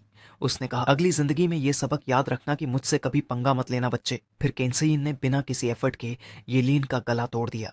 वैसे ही यिलिन का लाइफलेस बॉडी फर्श पर फेंक दिया, पीछे देखे बिना। लेकिन शौक की बात यह थी कि वो छोटा बच्चा मरा नहीं था, बल्कि खड़ा हो गया जैसे कुछ हुआ ही ना हो। उसके सारे घाव भी किसी तरह से हील हो चुके थे। केंसन ने हैरानी से पूछा, ये कैसे मुमकिन है? मैंने खुद देखा था, तू मर चुका था। यिलिन ने बस हंसते हुए कहा, मैं क्यों मरता, अभी तो मजा शुरू हुआ है। यिलिन ने अपना लेफ्ट आई सैक्रिफाइस किया और eyes of external freeze curse spell activate किया। उसने केंसन की टांगों को बर्फ के प्रिजन में जमा दिया। केंसन डर गया। वो बोला, ये कौन सा कर्स स्पेल है, मैं हिल क्यों नहीं पा रहा? यिलिन ने उसे इग्नोर किया और खुद सवाल पूछा, प्रेसिडेंट जी कहाँ है? केंसन ने जगह बताने से मना कर दिया तो यिलिन ने उसे सबक सिखाने की सोची। उसने बर्निंग रीइंकार्नेशन एक्टिवेट किया और उसके दोनों हाथों को आग में झोंक दिया। केंसन दर्द से चिल्लाया। तभी यिलिन के पीछे एक आवाज आई, घुटनों के टकराने की। वो मिस चिन थी। उसने एक लोडेड गन प्रेसिडेंट जी की पीठ पर ताने रखी थी। उसने कहा कि अगर यिलिन ने उसके लवर को नहीं छोड़ा तो वो प्रेसिडेंट जी को मार देगी। यिलिन ने ठंडे लहजे में कहा, वाह मिस, आप तो अपने आदमी के लिए कितनी राइचियस बन रही हैं। फिर उसने फ्लेम्स बुझाई और कहा, चलो एक्सचेंज कर लेते हैं, हॉस्टेज के बदले हॉस्टेज। मिस चिन ने तुरंत गन यिलिन की तरफ तान दी। पास मत आना वरना गोली मार दूंगी। यिलिन ने पूछा, तुम एक्सचेंज नहीं करना चाहती क्या? केंसन एरोगेंट होकर बोला, मुझे किसी औरत की जरूरत नहीं जो मुझे बचाए। लेकिन फिर भी उसने मिस चिन से कहा, यहाँ से चली जा। पर वो औरत नहीं मानी। उसने ट्रिगर दबाया। 3 गोलियां चली। यिलिन के पेट, सीने और बाई कंधे में लगी। यिलिन जमीन पर गिर गया और मिस चिन भागकर केन्सन के पास पहुंची। केन्सन ने गुस्से से कहा, तू बेवकूफ है, मैंने तुझे जाने को कहा था। लेकिन अगले ही पल उसे एहसास हुआ, जिस लड़के को उसने गोली मारी थी वो मरा नहीं था। मिस चिन शॉक में रह गई। यिलिन उठ चुका था और प्रेसिडेंट जी के पास पहुंच गया था। उसने eyes of external freeze spell दोबारा एक्टिवेट किया और मिस चिन के दोनों हाथों को उसकी गन के साथ जमा दिया। मिस चिन का कॉन्फिडेंस टूट गया। अब वो हिल भी नहीं पा रही थी। केन्सन ने उसके लिए दया की भीख मांगी, मुझसे लड़, उसे छोड़ दे। लेकिन उसी पल यिलिन की तलवार चमकी और केन्सन का सिर उसके शरीर से अलग हो गया। यिलिन ने ठंडे स्वर में कहा, बहुत शोर मचा रहा था। क्विंग चांग सिटी का अंडरग्राउंड किंग आंखें खुली छोड़कर मरा पड़ा था। मिस चिन अविश्वास में देखती रह गई, आंखों में आंसू, मुंह से चीख निकली। यिलिन ने उसे पूरी तरह इग्नोर किया। प्रेसिडेंट जी के पास गया, एक्सप्रेशनलेस चेहरा लिए। मिस चिन ने हार मानकर पूछा, क्या तुम मुझे भी मारने वाले हो? यिलिन ने बस हल्की सांस ली। बेहोश प्रेसिडेंट जी को अपने कंधे पर उठाया और बाहर की ओर चल पड़ा। उसने कहा, ऐसा बेवकूफी वाला ख्याल मत रखना, मैं औरतों को नहीं मारता। उसने आगे कहा, अब यहाँ से चली जाओ। मिस चिन चुप रह गई। पता नहीं उसने यिलिन की बात मानी या नहीं। यिलिन ने सब खत्म कर दिया और हेलफायर से पूरे बिल्डिंग को जला दिया। सारे सबूत राख में बदल गए। पूरा अंडरग्राउंड ब्लैक मार्केट कार्मिक फायर में जलकर समंदर जैसी आग बन गया और इस तरह क्विंगचांग की सबसे बड़ी अंडरवर्ल्ड गैंग का अंत हुआ। अगले दिन जी फैमिली रेसिडेंस में प्रेसिडेंट जी इलाज के बाद जागे। वो बिस्तर पर लेटे थे, पूरा शरीर बंडेज में लिपटा जैसे कोई मम्मी। खुशकिस्मती से उनके कटे हुए हाथ भी फिर से जोड़ दिए गए थे। जीलिंग यू अपने पिता को जिंदा देखकर रो पड़ा। वो बोला, मुझे लगा मैं आपको फिर कभी नहीं देख पाऊंगा। प्रेसिडेंट जी ने उसे शांत किया, मत डर बेटा, जब तक मैं जिंदा हूं ये हमारा परिवार ठीक रहेगा। फिर उसने यिलिन की तरफ देखा, शक और क्यूरियोसिटी के साथ। वो पूरे समय कोमा में था। उसे कुछ नहीं पता था कि हुआ क्या था। उसने पूछा, यिलिन तुमने मुझे कैसे बचाया? यिलिन ने हड़बड़ाते हुए सिर खुजाया और कहा, असल में मुझे भी ठीक से नहीं पता। सारा काम मेरे दोस्त लिंग यी ने किया। उसी ने आपको बचाया और पूरा ब्लैक मार्केट जला दिया। प्रेसिडेंट जी ने ये नाम सुना, लिंग यी, और थोड़ा सोच में पड़ गया। वो शुक्रगुजार था लेकिन हैरान भी कि ऐसा शख्स कौन था जिसके बारे में उसने कभी नहीं सुना। यिलिन ने कहा, मुझे भी नहीं पता कि वो कौन है। हमारी मुलाकात ज्यादा पुरानी नहीं है और मुझे नहीं लगता वो अपनी पहचान बताएगा। प्रेसिडेंट जी ने समझ लिया कि यिलिन बात नहीं करना चाहता। उसने कुछ और नहीं पूछा, फिर बोला, सबसे जरूरी बात यह है कि अब कॉलेज एंट्रेंस एग्जाम आ रहा है, तुम दोनों को देर नहीं करनी चाहिए। यिलिन और जीलिंग ने कहा कि चिंता न करें, एग्जाम शुरू होने में अभी 27 घंटे बाकी हैं और हम पूरी तैयारी में हैं। तभी 3 आदमी डार्क सूट्स और डार्क ग्लासेस पहने विला में दाखिल हुए। अंदर आने पर उन्होंने बताया कि वो इन्वेस्टिगेशन ब्यूरो से हैं। ऑफिसर हुआंग ने अरेस्ट वारंट निकाला और यिलिन को दिखाते हुए कहा कि वो शहर में हुए एक बड़े मर्डर केस में सस्पेक्टेड है, इसलिए उसे इन्वेस्टिगेशन में साथ चलना होगा। यिलिन के चेहरे से पसीने की एक बूंद गिरी। उसने सोचा, इतनी जल्दी पकड़ा गया, लेकिन ओपनली अरेस्ट का विरोध करना खतरनाक होता, तो उसने डिसाइड किया कि पहले उनके साथ जाएगा, फिर हालात देखकर आगे का कदम उठाएगा। जैसे ही ऑफिसर्स उसे बाहर ले जाने लगे, जी लिंगयू ने पूछा, आप मेरे बॉस को क्यों ले जा रहे हैं? ऑफिसर्स चुप रहे। यिलिन ने बस कहा, मुझे ब्यूरो से लेने जरूर आना। प्रेसिडेंट जी ने उसे भरोसा दिलाया, मत डरना यिलिन, मैं तुम्हारे लिए सबसे अच्छा लॉयर ढूंढूंगा जो तुम्हें जरूर छुड़ा लेगा। इसी बीच सीन शिफ्ट होता है जू फैमिली के विला पर। जुकिनसिंग ने अपनी बेटी के कमरे का दरवाजा खटखटाया और कहा कि उसे लिंग यी, यानी उस लड़के जिसके पीछे वो लगभग ऑब्सेस्ड थी, उसके बारे में नई खबर मिली है। ये सुनते ही जूनीनी इतनी एक्साइटेड हो गई जैसे उसे जिंदगी की सबसे अच्छी खबर मिल गई हो। उसके पिता को उसे याद दिलाना पड़ा कि नीचे जाने से पहले कपड़े बदल ले, क्योंकि ऑफिसर हुआंग इन्वेस्टिगेशन ब्यूरो से नीचे इंतजार कर रहे हैं। जैसे ही जूनीनी अपने क्लोजेट की तरफ गई कपड़े बदलने, उसका पिता कमरे से बाहर निकल गया और गहरी सांस लेते हुए दरवाजा बंद किया। फिर उसे तेज खांसी का दौरा पड़ा। अपनी जेब से एक की निकालते हुए जुकिनसिक ने गंभीर चेहरे से कहा, मैंने सोचा नहीं था कि यिलिन अकेले ही केंसन को खत्म कर देगा, लेकिन अब हालात ये हैं कि मेरे पास ज्यादा वक्त नहीं बचा। वो सोचने लगा, आखिर यिलिन कब मेरी पेशकश स्वीकार करेगा और मदद मांगेगा। लगता है यिलिन का सीक्रेट अब उतना एयरटाइट नहीं रहा जितना पहले था। इसी बीच क्विंग चैंग इन्वेस्टिगेशन ब्यूरो का सीन दिखता है, एक बड़ा, शानदार और डराने वाला बिल्डिंग जिसे इंटिमिडेशन के लिए ही डिजाइन किया गया था। अंदर एक खास सॉलिटरी सेल था जो मटेरियल साइंस और आर्किटेक्चर के मास्टर्स ने बनाया था। वहां से बलपूर्वक भागना सिर्फ एक सपना था। यिलिन सेल की एकमात्र चेयर पर बैठा था, तभी लोहे का दरवाजा धीरे धीरे खुला। एक आदमी अंदर आया। उसका चेहरा छाया में छिपा था। यिलिन ने शांत लहजे में कहा, जब तक मेरा लॉयर नहीं आता मैं कुछ नहीं कहूंगा। वो जानता था कि प्रेसिडेंट जी के कॉन्टैक्ट्स और लॉयर इतने लोगों की मौत के बाद शायद काम ना आए। वो आदमी चिढ़ गया, सीधे यिलिन की जैकेट पकड़कर उसे हवा में उठा लिया। वो चिल्लाया, सच बता, वो चीज कहाँ है? यिलिन हैरान था। उसे सच में पता नहीं था कि वो किस बारे में बात कर रहा है। वो हांफते हुए बोला, कौन सी चीज? मुझे कुछ पता नहीं। पर इस जवाब से वो आदमी और गुस्से में आ गया। वो बोला, एक्ट मत कर, वरना तेरी आंखें निकाल दूंगा। और फिर यिलिन को जोर से दीवार पर दे मारा। यिलिन को लगा जैसे किसी ट्रक ने टक्कर मार दी हो। उस आदमी ने ठंडे लहजे में कहा, की दे दे, केंसन तेरे हाथों मरा है तो की तेरे पास ही होगी। यिलिन ने उस वक्त अंडरग्राउंड ब्लैक मार्केट से कुछ नहीं लिया था ताकि कोई सबूत न बचे। अगर कोई की थी भी तो उसने उसे राख कर दिया था। लेकिन वो ये सब दिखा नहीं सकता था, वरना ये आदमी उस पर रूथलेस अटैक कर देता और या तो उसका सीक्रेट रिवील हो जाता या वो अंधा हो जाता। क्योंकि सामने वाला सच सुनना नहीं चाहता था, तो यिलिन ने जैसा चल रहा है वैसा चलने देने का फैसला किया। उसने कहा कि मेरे पास है, लेकिन अभी मेरे पास नहीं है। अगर तुम ऐसे ही बिहेव करते रहे तो तुम उसे कभी नहीं पा सकोगे। असल में यिलिन ने प्लान किया था कि वो इन्वेस्टिगेशन ब्यूरो में एग्जाम्स तक रहेगा, लेकिन अब उसे एहसास हुआ कि जिसे वो सबसे सेफ जगह समझ रहा था वो असल में एक ड्रैगन्स डेन था। उसे जरा भी अंदाजा नहीं था कि इन्वेस्टिगेशन ब्यूरो का डेप्यूटी डायरेक्टर असल में केंसन से जुड़ा हुआ था। ये समझते ही उसने दांत भींचते हुए कहा कि पहले उसे यहां से बाहर निकाला जाए। उस आदमी ने यिलिन के बाल छोड़कर उसके चेहरे पर जोरदार मुक्का मारा। यिलिन के मुंह से फ्रेश खून निकला। यिलिन को अब यकीन हो गया था कि यह आदमी किसी भी मार्शल या मॉरल एथिक्स से रहित है। वो आदमी बोला, क्या तुझे यकीन है कि तू अब ब्यूरो से निकलना चाहता है? क्योंकि अगर तू गया तो तू वांटेड क्रिमिनल बन जाएगा और फिर कभी कॉलेज एंट्रेंस एग्जाम्स नहीं दे पाएगा। यिलिन ने जमीन पर हाथ उठाकर कहा, टाइम आउट, मैं एक कॉल करना चाहता हूँ। वो आदमी बोला, अगर तू शुरू से इतना कोऑपरेटिव होता तो तुझे ये सब झेलना नहीं पड़ता। यिलिन ने फोन लिया और डायल करना शुरू किया। मन ही मन उसने कसम खाई, इस अपमान का बदला मैं 10 गुना दूंगा। 10 मिनट बाद सेल का दरवाजा खुला और अंदर आया कोई और नहीं बल्कि जुनीनी का पिता जुकिनसिक। अंदर आते ही उसने ऑफिसर को घूरा और कहा, तू अपनी फ्लैटरिंग अपने पास रख, मैं वो की ले आया हूं जो तू चाहता था। जुकिनसिक के हाथ में वही की थी। उसने बिना फॉर्मेलिटीज के वो की दे दी। बाहर जाते वक्त ऑफिसर ने पूछा, तुम उस लड़के की मदद क्यों कर रहे हो? जुकिनसिक ने ठंडे स्वर में कहा, तुम्हारा काम खत्म, डील पूरी हो गई, चला जाता। और ऑफिसर ने माफी मांगी और निकल गया। यिलिन को राहत मिली कि इंट्रोगेशन खत्म हो गया, लेकिन वो सोच में पड़ गया, केंसन की आखिर जुकिनसिक के पास कैसे आई? क्या वो खुद किसी बड़ी कंस्पिरेसी में फंस गया है? यिलिन ने मासूम चेहरा बनाकर कहा, थैंक यू सर, अगर आपकी मदद न होती तो मैं मुश्किल में पड़ जाता। लेकिन जुकिनसिक उसकी ये एक्ट नहीं खरीद रहा था।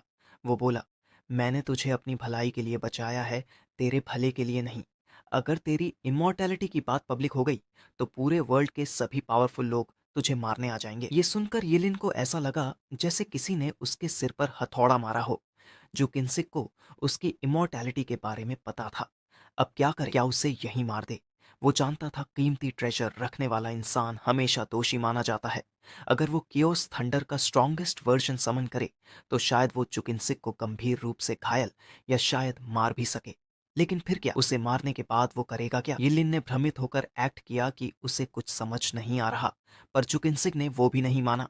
अभी अभी यिलिन की आंखों में एक हल्की किलिंग इंटेंट चमकी थी। वो समझ गया, ये मेरे लिए नहीं था क्या? जुकिनसिक आत्मविश्वास से बोलता रहा, जैसा कि उम्मीद थी। अगर सभी असंभव बातों को हटा दो तो जो बचता है, चाहे कितना भी अनबिलीवेबल क्यों ना हो, वही सच होता है। यिलिन के पास इमॉर्टल बॉडी थी, फिर भी वो इतना कमजोर था, लगता है लेजेंड्स सच थे। यिलिन ने पूछा, आप मुझसे चाहते क्या हैं? इस पर जुकिनसिक ने उल्टा सवाल किया, क्या तुम मेरे डिसाइपल बनना चाहोगे? यिलिन सच में कंफ्यूज था। उसे पता ही नहीं था कि उसे डिसाइपल बनकर करना क्या होगा और इससे जुकिनसिक को फायदा क्या मिलेगा। जुकिनसिक ने हल्की खांसी ली और कहा, मेरे पास ज्यादा वक्त नहीं बचा। मैं चाहता हूं मरने से पहले एक ऐसा डिसाइपल बनाऊं जिसे मैं कुछ जरूरी काम सौंप सकूं। यिलिन क्यूरियस होकर पूछता है, ऐसा क्या जरूरी है? तभी जुकिनसिक ने एक की निकाली, बिल्कुल वैसी ही जैसी उसने ऑफिसर को दी थी, और यिलिन को पकड़ा दी।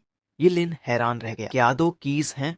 उसका कंफ्यूजन देखकर जुकिनसिक मुस्कुराया, वो जो ऑफिसर को दी थी फेक थी। मेरे पुराने ब्लैकस्मिथ दोस्त ने बड़ी मेहनत से बनाई थी। असल की ये है एंशंट की ऑफ अपोकलिप्स। जुकिनसिक ने कहा, देखो, इस दुनिया में पहले ना मॉन्स्टर्स थे ना जॉब चेंजर्स, जब तक कि एपोकलिप्स गेट नहीं खुला था। जब वो खुला तो 7 एंशंट आर्टिफैक्ट्स उस ओरिजिन गेट के पीछे से निकले और पूरी दुनिया में बिखर गए। हर एक की एबिलिटी अलग थी। पहले 7 लोग जिन्होंने ये आर्टिफैक्ट्स पाए वो खुद में बेहद पावरफुल फॉरबिडन बीइंग्स बन गए। गेट खुलने के बाद दुनिया में बहुत बदलाव आने लगे। ह्यूमंस ने जॉब चेंज करना सीखा, मॉन्स्टर्स और पावरफुल बीइंग्स आने लगे और भयंकर युद्ध शुरू हो गए ह्यूमंस बनाम मॉन्स्टर्स और ह्यूमंस आपस में भी। इन युद्धों में वो आर्टिफैक्ट्स भी टूट गए, अब वो सिर्फ लेजेंड्स में है। और ये की एंशंट की ऑफ एपोक्लिप्स वो की है जो फिर से अपोक्लिप्स गेट को खोल सकती है। फिर उसने पूछा, तो यिलिन क्या तुम मेरे डिसाइपल बनोगे और मेरी मदद करोगे? यिलिन कुछ देर सोचता रहा। अब जब जुकिन्सिक को उसका सीक्रेट पता था तो मना करने का सवाल ही नहीं था। यिलिन ने ऑफर स्वीकार कर लिया, लेकिन कहा कि वो नहीं जानता क्या वो मास्टर का टास्क पूरा कर पाएगा। जुकिन्सिक हंस पड़ा। उसने यिलिन के कंधे पर हाथ रखकर कहा, इतना हम्बल कब से हो गया तू? तेरी स्ट्रेंथ अगर सुप्रीम एकेडमी में पहुंची तो तेरी फ्यूचर की कोई लिमिट नहीं। फिर उसने कहा, लेकिन उससे पहले मुझे तुझसे एक और बात इंटरेस्ट करनी है। यिलिन ने पूछा, क्या है वो? जुकिन्सिक हल्की मुस्कान के साथ बोला, मेरी बेटी जू नीनी का ख्याल रखना, मेरे बाद कोई उसे बुली ना करे। यिलिन थोड़ा चौंक गया। वो सोचने लगा, इस फीमेल टिरानोसॉरस जैसी लड़की को कौन बुली करेगा? वो सिर खुजाते हुए बोला, मास्टर आप लंबी उम्र जिएंगे, शायद 100 साल से भी ज्यादा। जुकिन्सिक हंस पड़ा और यिलिन की बात अनसुनी करते हुए सॉलिटरी सेल से बाहर निकल गया।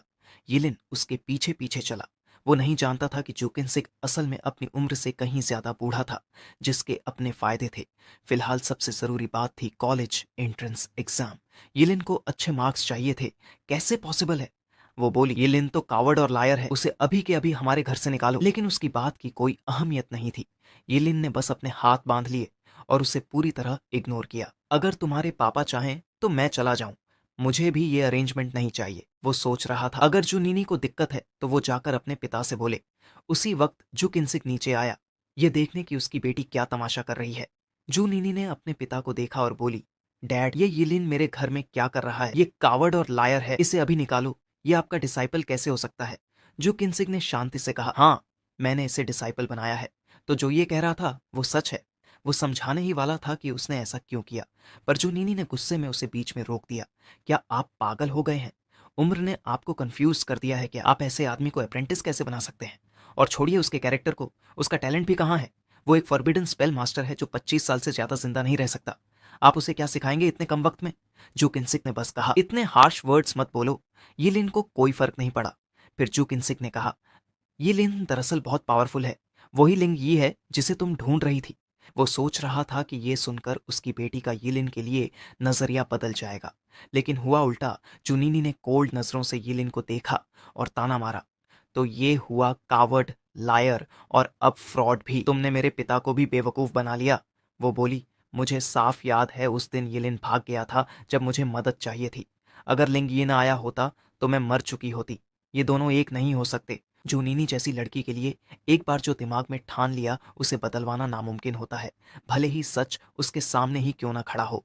जैसे ही जूनीनी वहां से जाने लगी, उसने कसम खाई कि वो असली लिंग ये को ढूंढेगी और यिलिन के झूठे और हिपोक्रिटिकल चेहरे को सबके सामने लाएगी। यिलिन ने जुकिन्सिक के पास जाकर पूछा, क्या मुझे आपकी बेटी के पीछे जाकर दूर से उसकी प्रोटेक्शन करनी चाहिए? जुकिन्सिक ने हल्की मुस्कान के साथ सिर हिलाया, जरूरत नहीं है। क्विंग चांग में कोई भी उसकी तरफ आंख उठाकर नहीं देखेगा। और हाँ, उसकी बातों को दिल पर मत लेना, वो बुरी नहीं है, बस थोड़ी एरोगेंट है। फिर उसने कहा, उसके लिए मैं माफी मांगता हूँ, असल में गलती मेरी है, मैंने उसे हमेशा ज्यादा स्पॉइल किया। कुछ देर बाद जुकिन्सिक ने एक लकड़ी का बॉक्स निकाला और यिलिन को दिया। यिलिन ने बॉक्स खोला, अंदर एक मास्क था जो सिकेडा के पंख जितना पतला था। उसे देखकर यिलिन के रोंगटे खड़े हो गए। ये मास्क नहीं बल्कि किसी इंसान का चेहरा लग रहा था, जैसे किसी ने अभी अभी उतारा हो। जुकिन्सिक ने बताया, इसे इल्यूजन फेस कहते हैं, मेरे पुराने फॉर्जर दोस्त ने बनाया है। जब तुम इसे पहनोगे तो तुम्हारा पूरा चेहरा, आवाज, यहाँ तक कि ओरा भी बदल जाएगी। इससे तुम चाहो तो पूरी ताकत से लड़ सकते हो बिना अपनी असली पहचान उजागर किए। यिलिन की आंखें चमक उठी। भले ही इससे कॉम्बैट पावर नहीं बढ़ती, लेकिन क्रिटिकल सिचुएशंस में ये बेहद काम की चीज थी। उसने जुकिन्सिक को धन्यवाद दिया और उस पल उसे लगा कि डिसाइपल बनना इतना बुरा भी नहीं था। अगली सुबह यानी कॉलेज एंट्रेंस एग्जाम्स के दिन यिलिन क्विंग चैंग एकेडमी पहुंचा। वो वेटिंग एरिया में आया जहां सारे कैंडिडेट्स इकट्ठा थे ताकि उन्हें स्कूल लीडर सिटी गेट तक ले जाए। जैसे ही जीलिंग यू ने यिलिन को देखा, वो उत्साह से उसकी तरफ दौड़ा। खुश था, उसका बॉस ठीक है, जब से यिलिन ने उसके पिता को बचाया था, जी लिंगयू ने उसे पूरी तरह अपना बॉस और सच्चा दोस्त मान लिया था। उसे अपने पिता से यह भी पता चला था कि यिलिन अब जू किन्सिक का डिसाइपल बन चुका है। पब्लिक के बीच तो यही बात फैली थी कि जू किन्सिक ने ही केंसन की मौत और अंडरग्राउंड ब्लैक मार्केट के डिस्ट्रक्शन की जिम्मेदारी ली थी। थोड़ी दूरी पर खड़ी जूनीनी ने यह सुनकर ठंडी सांस ली और यिलिन की तरफ घूरते हुए बोली, मेरे पिता को इस झूठे ने धोखा दिया है। सबको अब यिलिन अजीब नजरों से देखने लगा। पहले लोग उस पर जेलस थे क्योंकि वो जू किन्सिक जैसे मशहूर एस्ट्रोलॉजर का डिसाइपल था, जो पूरे किंगडम का जाना माना नाम था। पर अब उसकी बेटी की बातों से उन्हें लगा कि कहानी कुछ और भी हो सकती है। जीलिंगयू ने भौहें चढ़ाईं और जूनिनी की तरफ उंगली उठाकर बोला, तुम्हारे पास कोई प्रूफ है? बिना सबूत के मेरे बॉस को बदनाम मत करो। और ये क्या बात हुई कि तुम अपने ही पिता के फैसले पर शक कर रही हो? क्या तुम उनसे ज्यादा समझदार हो? पहली बार जुनीनी पर दबाव आया, लेकिन वो पीछे नहीं हटी। वो बोली, मेरे पास अभी प्रूफ नहीं है, लेकिन इसका मतलब ये नहीं कि यिलिन फ्रॉड नहीं है। उसने लिंग यी का नाम चुराया है और उसी की तरह बनने का नाटक कर रहा है, लेकिन उसका समय अब खत्म है। एग्जाम के दौरान जब मैं असली लिंग यी को ढूंढ लूंगी तो सबके सामने इसका सच बाहर आ जाएगा। तभी ट्रांसपोर्टेशन व्हीकल्स पहुंचे। दर्जन भर बसेस एकेडमी गेट के सामने सीधी लाइन में खड़ी थीं। यही बसेस स्टूडेंट्स को सिटी गेट तक ले जाएंगी। प्रिंसिपल गांव उतरे और बोले, सबको बधाई, अब तुम पावरफुल जॉब चेंजर्स बन चुके हो। अच्छे यूनिवर्सिटी में जाना या नहीं, यही तुम्हारा फ्यूचर तय करेगा। रूल्स पहले जैसे ही हैं और याद रखो, एग्जाम से ज्यादा जरूरी है तुम्हारी जिंदगी। उन्होंने सभी को शुभकामनाएं दी। स्टूडेंट्स ने चीयर किया और वादा किया कि वो अपना बेस्ट देंगे। सभी बस में बैठे और आधे घंटे बाद सिटी गेट पहुंच गए। वो गेट बहुत बड़ा था, कई मीटर ऊंचा, इतना चौड़ा कि कई बसेस एक साथ निकल सकती थीं। ज्यादातर स्टूडेंट्स पहली बार इसे देख रहे थे। हर कोई दंग रह गया। यही वो ग्रेट वॉल थी जो क्विंगचांग को विल्डरनेस से अलग करती थी और सारे पावरफुल मॉन्स्टर्स को सिटी के बाहर रोकती थी। कुछ देर बाद बाकी हाई स्कूल्स की बसेस भी पहुंच गईं। 10 मिनट बाद क्विंगचांग के सारे ग्रेजुएटिंग स्टूडेंट्स सिटी गेट पर इकट्ठा हो गए। यिलिन ने बस से उतरते ही जी लिंगयू को याद दिलाया, हमारी ओरिजिनल प्लान पर ही टिके रहना। एक गार्ड भीड़ के सामने खड़ा होकर बोला, एंट्रेंस सिटी गेट के बाहर है। गेट खुलने के बाद सभी कैंडिडेट्स को 10 किलोमीटर की अनइनहेबिटेड विल्डरनेस पार करनी होगी मेन एग्जाम एंट्रेंस तक पहुंचने के लिए। अगर बीच में मॉन्स्टर्स मिले तो सर्वाइवल तुम्हारी स्ट्रेंथ पर डिपेंड करेगा। अगर रेजिस्ट नहीं कर सकते तो तुरंत पीछे हट जाना। धीरे धीरे गेट खुला, भारी आवाज के साथ, जैसे दो दीवारें सरक रही हों। जैसे ही गेट खुला, कई कैंडिडेट्स दौड़ पड़े। उनमें यिलिन और जी लिंगयू भी थे। जूनीनी भी पहले बैच में शामिल थी। वो यिलिन को हराना चाहती थी। बाकी कुछ कैंडिडेट्स पीछे रुके रहे, चुपचाप इंतजार करते हुए। जो पहले भागे थे, जरूरी नहीं कि वो पहले पहुंचे, लेकिन हाँ, वो सबसे पहले मॉन्स्टर से टकराने वाले थे। क्विंगचांग के कई प्रिंसिपल सिटी वॉल के ऊपर खड़े होकर नीचे जाते स्टूडेंट्स को देख रहे थे, जो राइजिंग सन की तरह एनर्जी से भरे थे। उनमें से एक ने हंसते हुए कहा, चलो देखते हैं इस साल हमारे क्विंगचांग से कितने स्टूडेंट्स टेक्सिया कॉलेज में एडमिशन लेते हैं। पिछले साल 5 स्टूडेंट्स टेक्सिया कॉलेज में चुने गए थे, तो किसी ने अंदाजा लगाया कि इस बार कम से कम 7 जरूर होंगे। एक और ने कहा, वैसे भी प्रिंसिपल जाओ के 2 एसएसएस लेवल स्टूडेंट्स तो पक्के एडमिशन लेंगे, जब तक कोई अनएक्सपेक्टेड चीज ना हो। प्रिंसिपल गाओ ने अपनी छोटी दाढ़ी सहलाते हुए कर्व से हंस दिया और प्रिंसिपल वोंग को उनके इनसाइटफुल ऑब्जर्वेशन के लिए धन्यवाद दिया। सिटी वॉल के बाहर खुले मैदान में कैंडिडेट्स को अचानक एक भयानक बदबू ने घेर लिया। मॉन्स्टर से आती सड़ी हुई गंध और खून की फर्मेंटेड बू एक साथ मिल गई थी। कई कैंडिडेट्स ने पहली बार सूंघते ही उल्टी कर दी। अचानक पास से एक मॉन्स्टर की जोरदार दहाड़ गूंजी और उसी के साथ एक विशाल जायंट लिजर्ड प्रकट हुआ। 3 मीटर ऊंचा, लाल सख्त स्केल से ढका हुआ, आंखों में खून की प्यास और लंबी जीभ बार बार मुंह से अंदर बाहर जा रही थी। यह था level 11 blood thirsty demon lizard. ज्यादातर कैंडिडेट्स डर के मारे बिखर गए। कोई इधर भागा, कोई उधर, हर कोई बचने की कोशिश में था। वो डीमन लिजर्ड बेहद तेज थी, एक छलांग में कई मीटर पार कर सकती थी। पलक झपकते ही वो कुछ भागते कैंडिडेट्स तक पहुंच गई। उसके पंजे स्टील के चाकू जैसे तीखे थे। एक ही वार में उसने कई कैंडिडेट्स को फाड़ डाला। खून की बौछार हवा में उड़ गई। पूरे मैदान में चीखें गूंज उठीं। ऊपर सिटी वॉल पर खड़े प्रिंसिपल्स पूरी तरह शांत थे। वो नीचे देख रहे थे। छात्र भाग रहे थे, डर रहे थे और उनमें से कुछ तो निराश भी दिख रहे थे। उन्होंने तुलना करनी शुरू की। सिर्फ लेवल 11 का मॉन्स्टर देखकर ये डर गए। अगर सब मिलकर एक स्किल भी इस्तेमाल करें तो ये डीमन लिजर्ड तो पल में खत्म हो जाएगी। उसी वक्त यिलिन आगे बढ़ा, हाथ में फॉलिंग स्टार वॉर ब्लेड थी। उसने यंग सोर्ड टेक्निक एक्टिवेट की और एक के बाद एक 4 तेज सोर्ड स्लैशेस चमके। वो ब्लड थर्स्टी डीमन लिजर्ड जिससे सब डर कर भाग गए थे, एक पल में उसके चारों पैर काट दिए गए। अब वो सिर्फ एक रेंगती हुई फ्लैश वर्म बनकर रह गई। प्रिंसिपल्स दंग रह गए, इतनी रेयर लेवल की सोर्ड। और सबसे हैरानी की बात, एक लेवल 16 फॉरबिडन स्पेल मास्टर के पास ऐसी रेयर इक्विपमेंट थी। यिलिन ने अकेले ही लेवल 11 मॉन्स्टर को गिरा दिया, लेकिन उसने उसे मारा नहीं, और यही सबको अजीब लगा। तभी यिलिन ने शांत लहजे में जीलिंगयू को बुलाया। जीलिंगयू तुरंत दौड़ता हुआ आया, हाथ में सोर्ड लेकर। वो मॉन्स्टर अब किसी भी तरह रेजिस्ट नहीं कर सकता था। जीलिंगयू ने आसानी से उसे खत्म कर दिया। दोनों को कंबाइंड एफर्ट के लिए 40 एक्सपीरियंस पॉइंट्स मिले। भीड़ अविश्वास में देखती रह गई। अब सब समझ गए कि यिलिन ने मॉन्स्टर को सिर्फ घायल क्यों किया, मारा क्यों नहीं। यिलिन अपने दोस्त जीलिंगयू के लिए लेवलिंग टूल बन गया था। कई कैंडिडेट्स को उस वक्त मन हुआ कि जाकर यिलिन की टांगों को पकड़ लें और विनती करें, बॉस एक और लैकी चाहिए क्या। सबकी ईर्ष्या भरी नजरों के बीच यिलिन और जीलिंगयू ने सीधे एग्जाम हॉल की ओर भागने के बजाय दाईं ओर जाते हुए मॉन्स्टर्स को साफ करना जारी रखा। इधर जुनीनी ने पास खड़े होकर उन्हें ध्यान से देखा। वो सोच रही थी, टीम बनाओ तो एक्सपीरियंस पॉइंट्स शेयर होते हैं, मतलब मैं इस बार यिलिन से आगे निकल सकती हूँ।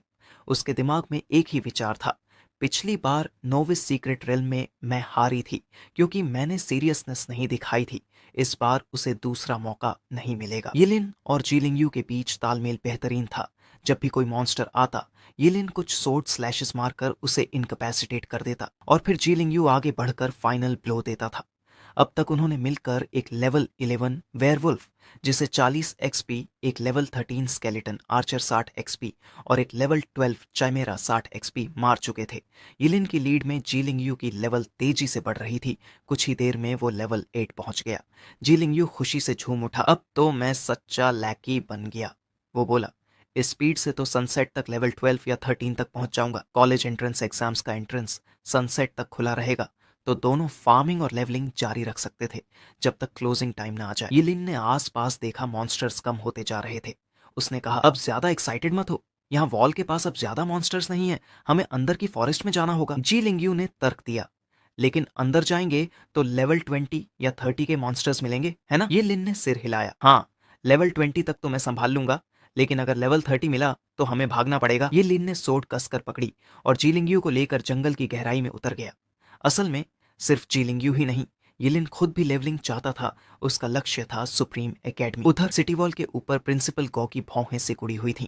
उसे यिलिन का ये कदम पसंद नहीं आया। उसके मुताबिक यिलिन पहले से इतना कैपेबल था कि डेक्सिया कॉलेज में एडमिशन तय था, तो अब वो रिस्क क्यों ले रहा था। उसके साथ ही प्रिंसिपल ने कहा, चिंता मत करो, एरिया में इन्विजिलेटर्स हैं, कुछ सीरियस नहीं होगा। इससे प्रिंसिपल गाओ थोड़ा शांत हुआ। जैसे ही सीन यिलिन और जीलिंगयू की तरफ कट होता है, रास्ते में उन्होंने कई तरह के मॉन्स्टर्स को मार गिराया था, लेकिन उनमें से कोई भी उनके लिए असली खतरा साबित नहीं हुआ। जीलिंगयू उसके पीछे पीछे चलता रहा और अब वो लेवल 9 तक पहुंच चुका था, लेकिन दूसरी तरफ यिलिन अभी भी लेवल 16 पर था। कुछ देर बाद उन्हें 2 लेवल 20 मॉन्स्टर्स मिले। यिलिन ने जीलिंगयू को चेतावनी दी, सावधान रहना, एक भी गलती हुई तो इनमें से कोई भी तुझे सेकंड में मार सकता है। जी लिंगयू ने कहा कि वो दूरी बनाए रखेगा, उसे अपनी जान प्यारी है, इसलिए सब यिलिन पर छोड़ देता है। यंग सोर्ड टेक्निक को बार बार यूज नहीं किया जा सकता था। उसने पहले ही यिलिन की बहुत सी लाइफ स्पैन खाली थी, इसलिए उसने फैसला किया कि अब एक ऑर्गन सेक्रीफाइस करके केओस थंडर समन करेगा, क्योंकि उसकी ताकत सेक्रीफाइस की मात्रा पर निर्भर करती है। सिर्फ एक ऑर्गन की बलि से ही उसने दोनों लेवल 20 मॉन्स्टर्स को राख कर दिया। जीलिंगयू दंग रह गया उन जले हुए मॉन्स्टर्स को देखकर। उसने पूछा, क्या तू ऐसे ही सबको मारता है? ये तरीका बहुत ब्रूटल नहीं है क्या? यिलिन ने ठंडे स्वर में जवाब दिया, ये ब्रूटैलिटी कुछ भी नहीं है, आगे और भी भयानक चीजें देखने को मिलेंगी। दोनों आगे बढ़ने ही वाले थे कि अचानक एक आदमी इन्विजिलेटर की यूनिफॉर्म में उनके सामने आकर रास्ता रोक लेता है। वो बोला, तुम दोनों एग्जाम पेरीमीटर से बाहर नहीं जा सकते, ये डेंजरस एरिया है। यिलिन ने थोड़ी भौहें चढ़ाई, लेकिन उसे इस रूल से कोई दिक्कत नहीं थी। वो मुड़ने ही वाला था कि अचानक रुक गया। उसकी नजर इनविजिलेटर के पीछे कुछ पर टिक गई। गंभीर चेहरे के साथ उसने कहा, पीछे देखो। पर इनविजिलेटर ने ठंडी हंसी के साथ कहा, मुझे बेवकूफ़ा बनाने की कोशिश मत करो। 20 साल से इनविजिलेटर हूं, कोई मुझे ट्रिक नहीं कर पाया। अब चुपचाप निकलो, नहीं तो एग्जाम से डिस्क्वालीफाई कर दूंगा। यिलिन फिर भी बोला, पीछे देखो। तभी उन तीनों के ऊपर एक विशाल शेडो छा गई और अगले ही पल एक भारी सी गर्जना हुई। इनविजिलेटर ने मुड़कर देखा, उसके पीछे एक लेवल 33 गॉब्लिन वॉरियर खड़ा था। 4 मीटर ऊंचा, पूरी तरह आर्मर में लिपटा, हाथ में विशाल मेस थामे हुए। वो भारी हथियार घुमाते हुए उस बेचारे इनविजिलेटर पर टूट पड़ा। वो किसी तरह बच तो गया। यिलिन और जीलिंगयू ने आसानी से हमले से बचाव किया। जीलिंगयू के चेहरे का सारा रंग उड़ गया। यिलिन बोला, तू भाग जा, मैं इसे डिस्ट्रैक्ट करता हूं। पर जीलिंगयू ने डरते हुए कहा, नहीं, लेवल 33 मॉन्स्टर को तू नहीं हरा सकता। हमें भाग जाना चाहिए, इनविजिलेटर इसे संभाल लेगा। ये लीन गुस्से में था। मैंने उसे पहले ही कई बार कहा था पीछे देख, उसने नहीं सुना। अब तू भी वही कर रहा है। उसने झुंझलाकर जीलिंगयू को लात मारी और वो पीछे उड़ गया। तभी इनविजिलेटर फिर दिखाई दिया, पर वो पहले से बुरी हालत में था। गॉब्लिन की मेस बस कुछ इंच दूर थी। उसे कुचलने से पहले यिलिन ने अपना लार्ज इंटेस्टिन का हिस्सा सैक्रिफाइस किया, 3 गुना एजिलिटी के बदले। उसने फ्लीटिंग डांस एक्टिवेट की। एक झटके में वह उस मेस के वार से बच निकला। इनविजिलेटर मुश्किल से खड़ा हो पाया। सफेद पड़े चेहरे से बोला, तुम निकल जाओ, मैं डिस्ट्रेस सिग्नल भेज रहा हूं। मैं किसी स्टूडेंट को मरने नहीं दूंगा। पर वो बोल ही रहा था कि गॉब्लिन वॉरियर का एक और वार उस पर आ गिरा। यिलिन ने फिर से उसकी जान बचाई, लेकिन इस बार इनविजिलेटर बेहोश होकर गिर पड़ा। वो पहले से ही गंभीर रूप से घायल था, फिर भी जिंदा रहना उसकी इच्छा शक्ति दिखाता था। सौभाग्य से डिस्ट्रेस सिग्नल मिल चुका था। 2 और इनविजिलेटर्स तुरंत पहुंचे और मॉन्स्टर पर टूट पड़े। यिलिन ने सब कुछ ध्यान से देखा। उन्होंने उसे पीछे हटने को कहा ताकि गलती से वो घायल न हो। यिलिन ने आज्ञा मानी और बोला कि वो घायल इनविजिलेटर को वहां से हटा देगा। जैसे ही दोनों इनविजिलेटर्स ने गॉब्लिन को घेर लिया, वो मॉन्स्टर पूरी तरह दब गया। स्मोक और डस्ट ने आसपास सब कुछ ढक लिया। उसी धुएं की आड़ में यिलिन ने लकड़ी का बॉक्स खोला और इल्यूजन फेस मास्क पहना। मास्क उसके चेहरे पर परफेक्टली फिट हो गया। अब वो बिल्कुल उसी मिडिल एज्ड इनविजिलेटर जैसा दिख रहा था जो बगल में बेहोश पड़ा था। यहाँ तक कि चेहरे की वही चोट भी कॉपी थी। उसने उस इनविजिलेटर की यूनिफॉर्म उतारी और खुद पहन ली। तब तक गॉब्लिन फिर से छटपटाने लगा था, पर दूसरे 2 इनविजिलेटर्स ने उसे बुरी तरह घायल कर दिया था। वो महिला इनविजिलेटर चिल्लाई, मार दो इस दानव को, इसने एग्जाम डिस्टर्ब करने की हिम्मत की है, इसकी मौत ही इसकी सजा है। जैसे ही वो एक्ट करने वाला था, यिलिन अब इनविजिलेटर के भेष में आगे बढ़ा और बोला, इसे मुझ पर छोड़ दो, इस मॉन्स्टर की जान तो वैसे भी मेरी देन है। यिलिन ने इस बार बिल्कुल भी रोक टोक नहीं की। उसने एक्टिवेट किया फॉरबिडन स्पेल, इटर्नल एरो। सोने जैसी एनर्जी उसकी हथेलियों में इकट्ठा होने लगी, जो धीरे धीरे एक गोल्डन स्पीयर में बदल गई, जिससे एक एंशंट और रहस्यमयी ऑरा निकल रही थी। यिलिन ने स्पीयर को कसकर पकड़ा, हाथ पीछे खींचा और एक तेज सीटी जैसी आवाज के साथ सीधे गॉब्लिन वॉरियर के सिर की ओर फेंक दिया। गोल्डन स्पीयर ने उसके सिर को पूरी तरह उड़ा दिया। वो मॉन्स्टर वहीं ढेर हो गया। Instant death. यिलिन को गॉब्लिन वॉरियर को मारने का इनाम मिला 220 एक्सपीरियंस पॉइंट्स और साथ में एक आइटम भी ड्रॉप हुआ, सिम्बायोसिस टैलिस्मैन। वो थोड़ा हैरान था क्योंकि आइटम ड्रॉप्स इतने रेयर होते हैं कि 1000 में एक बार मिलते हैं। लेकिन बाकी 2 इनविजिलेटर्स उससे बेहद नाराज थे। उन्होंने मॉन्स्टर को आधा मार डाला था और अब ये कॉलीग आकर उनका किल चुरा ले गया। उनमें से एक ने गुस्से में पूछा, तुम कौन हो, कौन से डिपार्टमेंट से आए हो, अपनी टीम का किल ऐसे चुराना तुम्हें किसने सिखाया? यिलिन ने बिल्कुल शांत लहजे में जवाब दिया, काइंडनेस को डिपार्टमेंट की जरूरत नहीं होती, मुझे बस एक अच्छा आदमी समझ लो और खुद को इतना परेशान मत करो। इतना कहकर वो वहां से चलता बना। वो दोनों इन्विजिलेटर्स अब भी चिढ़े हुए थे, लेकिन उनकी फीमेल साथी ने कहा, अभी इसे भूल जाओ, एग्जाम खत्म होने दो, फिर हिसाब कर लेंगे। यिलिन को उनकी बातें सुनाई दे गईं, पर वो बिल्कुल परेशान नहीं हुआ। मास्क उतारते ही कोई उसे पहचान नहीं पाएगा। यिलिन ने मैप लेआउट पर अपनी लोकेशन देखी। वो अब भी विल्डरनेस के बीच में था। जर्नी का 1/3 हिस्सा बाकी था। उसने अनकॉन्शियस इनविजिलेटर के कपड़े और एग्जाम बैज वापस रखे और अपनी असली आउटफिट पहन ली। वो मन ही मन सोच रहा था, इल्यूजन फेस मास्क कितना कमाल का आइटम है, और ऊपर से ये सिम्बियोसिस टैलिस्मैन जैकपॉट ही समझो। टैलिस्मैन का नियम था कि इसे सिर्फ 2 जॉब चेंजर्स, जिनके लेवल्स में 10 से कम का अंतर हो, आपस में फिंगर्स इंटरलॉक करके एक्टिवेट कर सकते थे। एक्टिवेट होने के बाद दोनों को अगले 6 घंटे तक मॉन्स्टर्स से मिलने वाले एक्सपी पूरी तरह शेयर होते थे। भले ही ये सिंगल यूज आइटम था, पर यीलिन की आंखें चमक उठीं। मतलब डबल एक्सपी नॉन स्टॉप। असल में उसने पहले सोचा था कि जी लिंगयू को लेवल 10 तक पहुंचाकर छोड़ देगा, लेकिन अब इस टैलिस्मन से अगर जी लिंगयू मॉन्स्टर मारेगा तो भी यिलिन को पूरा एक्सपी मिलेगा। तभी अचानक पास से किसी की चीख सुनाई दी, हेल्प, कोई तो बचाओ। यिलिन ने आवाज पहचानी, वो जी लिंगयू था। वो एक लेवल 13 अनुबिस सोल्जर के आगे भाग रहा था, जो डार्क शेडो आर्मर पहने था और हाथ में एक विशाल साइथ लिए दौड़ रहा था। जैसे ही वो साइक हवा में घूमा, वो सीधे जी लिंगयू की गर्दन की ओर बढ़ा, पर अगली ही क्षण एक तेज वूश की आवाज आई और यिलिन ने उसे खींचकर किनारे किया। साइथ जमीन में गहराई तक धंस गई। जी लिंगयू का चेहरा पीला पड़ गया और प्यूपिल सिकुड़ गए। जब उसने यिलिन को देखा, वो खुशी से लगभग रो पड़ा। बॉस, तुम जिंदा हो। गॉब्लिन कहाँ गया? यिलिन बोला, चिंता मत कर, गॉब्लिन को बाकी इन्विजिलेटर्स ने खत्म कर दिया। फिर उसने सिम्बियोसिस टैलिस्मन निकाला और कहा, अपना हाथ हिलाना मत। दोनों ने फिंगर्स इंटरलॉक की। जी लिंगयू के गाल लाल हो गए। उसने सोचा, अब समझ आया बॉस को मेड्स क्यों पसंद नहीं थी। तो ये बात थी। वो कुछ ऑकवर्ड सोच ही रहा था कि यिलिन ने झिड़कते हुए एक ठंडी गाली दी, कमीने, क्या तू इसी टाइम रोमांटिक डे ड्रीम देख रहा था? यहाँ तक कि सामने खड़ा अनुबिस सोल्जर भी एक पल को रुक गया, जैसे समझ नहीं पा रहा हो कि हो क्या रहा है। फिर यिलिन ने सोर्ड निकाली, एक तेज स्विंग में सोल्जर का सिर उड़ा दिया। बस उसकी साइथ जमीन पर रह गई, जबकि सिम्बियोसिस टैलिस्मन के असर से यिलिन और जी लिंगयू दोनों को 130 एक्सपीरियंस पॉइंट्स मिले। जी लिंगयू खुश हो गया, बॉस, ये आइटम तो जबरदस्त है, ऐसा ट्रेजर तो खरीदा भी नहीं जा सकता। पर यिलिन ने घूरते हुए कहा, अब तू अकेले जाकर मॉन्स्टर्स मार, मुझे तेरे डिस्गस्टिंग थॉट्स के साथ नहीं रहना। वो अब उसकी तरफ देख भी नहीं पा रहा था। जी लिंगयू ने जल्दी कहा, बॉस, गलतफहमी है, मैं स्ट्रेट हूं। पर यिलिन बोला, बस कर और दफा हो जा। एक्सपी शेयर करने का यही फायदा है, तू अपना कर, मैं अपना। जी लिंगयू ने मन मारकर सिर हिलाया, लेकिन मेरे लेवल के मॉन्स्टर्स बहुत कम हैं। यिलिन पहले से जानता था, फिर भी बिना झिझक चला गया। जिंदा रहना बस इतना काफी है, उसने मन में कहा। इन्विजिलेटर्स ने पूरे इलाके की सीमाएं बंद कर दी थीं, इसलिए किसी स्टूडेंट का सामना लेवल 25 से ऊपर के मॉन्स्टर्स से नहीं हुआ। यिलिन ने फ्लीटिंग डांस का इस्तेमाल किया और जंगल में तेजी से दौड़ता गया। हाथ में फॉलिंग स्टार वॉर ब्लेड और यांग सोर्ड टेक्निक की ताकत उसने एक के बाद एक मॉन्स्टर्स को काट गिराया। उसे अपनी दूसरी फॉरबिडन स्पेल्स की जरूरत नहीं पड़ी।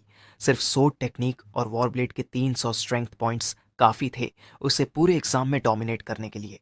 वो ध्यान रखता था कि बहुत ज्यादा ध्यान भी न खींचे। लो लेवल मॉन्स्टर्स को वो एक वार में मार देता और हाई लेवल मॉन्स्टर्स के साथ 2 से 4 वार का प्रिटेंड फाइट करता, ताकि सब कुछ नॉर्मल लगे।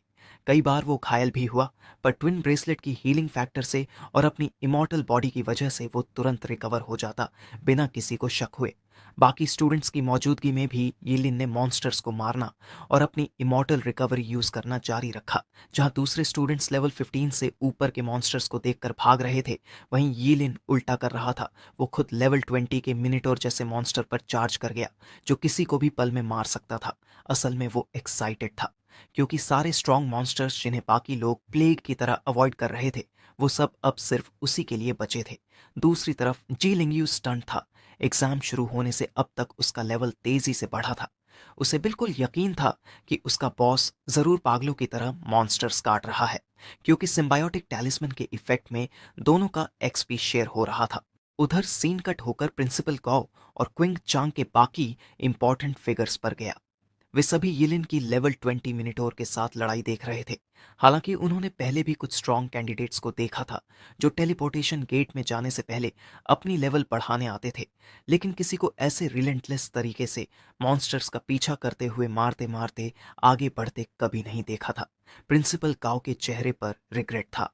वो बुदबुदाया, अगर यिलिन फॉरबिडन स्पेल कास्टर न होता तो क्विंगचांग सिटी को एक और पियरलेस जीनियस मिल जाता, लेकिन एक फॉरबिडन स्पेल मास्टर कभी 25 साल की उम्र से ज्यादा नहीं जीता। उसके साथ ही प्रिंसिपल ने कहा, ब्राइट साइड देखो, गाओ यिलिन ने सारे मॉन्स्टर्स मारकर बाकी कैंडिडेट्स के लिए रास्ता साफ कर दिया है। इस बार क्विंगचांग से मेन एग्जाम्स देने वाले स्टूडेंट्स की संख्या बढ़ गई है। इस वक्त सिटी गेट पर वो स्टूडेंट्स जो शांति से इंतजार कर रहे थे, बाहर के मैदान को देखकर मुस्कुरा रहे थे। एक युवक जो हाथ में फैन घुमा रहा था, हंसते हुए बोला, देखा, यही फायदा है आखिरी में निकलने का।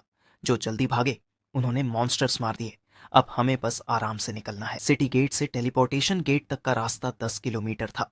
वो आधा चल चुके थे और अब तक कोई मॉन्स्टर नहीं मिला था। बस अब उन्हें जल्दी करनी थी और उम्मीद करनी थी कि रास्ते में कुछ अनएक्सपेक्टेड ना हो।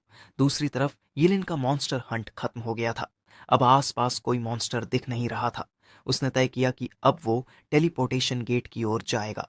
उसका लेवल अब 18 था। वो थोड़ा डिसअपॉइंटेड था कि लेवल 20 तक नहीं पहुंच सका मेन एग्जाम से पहले। फिर भी वो पोर्टल की तरफ बढ़ गया।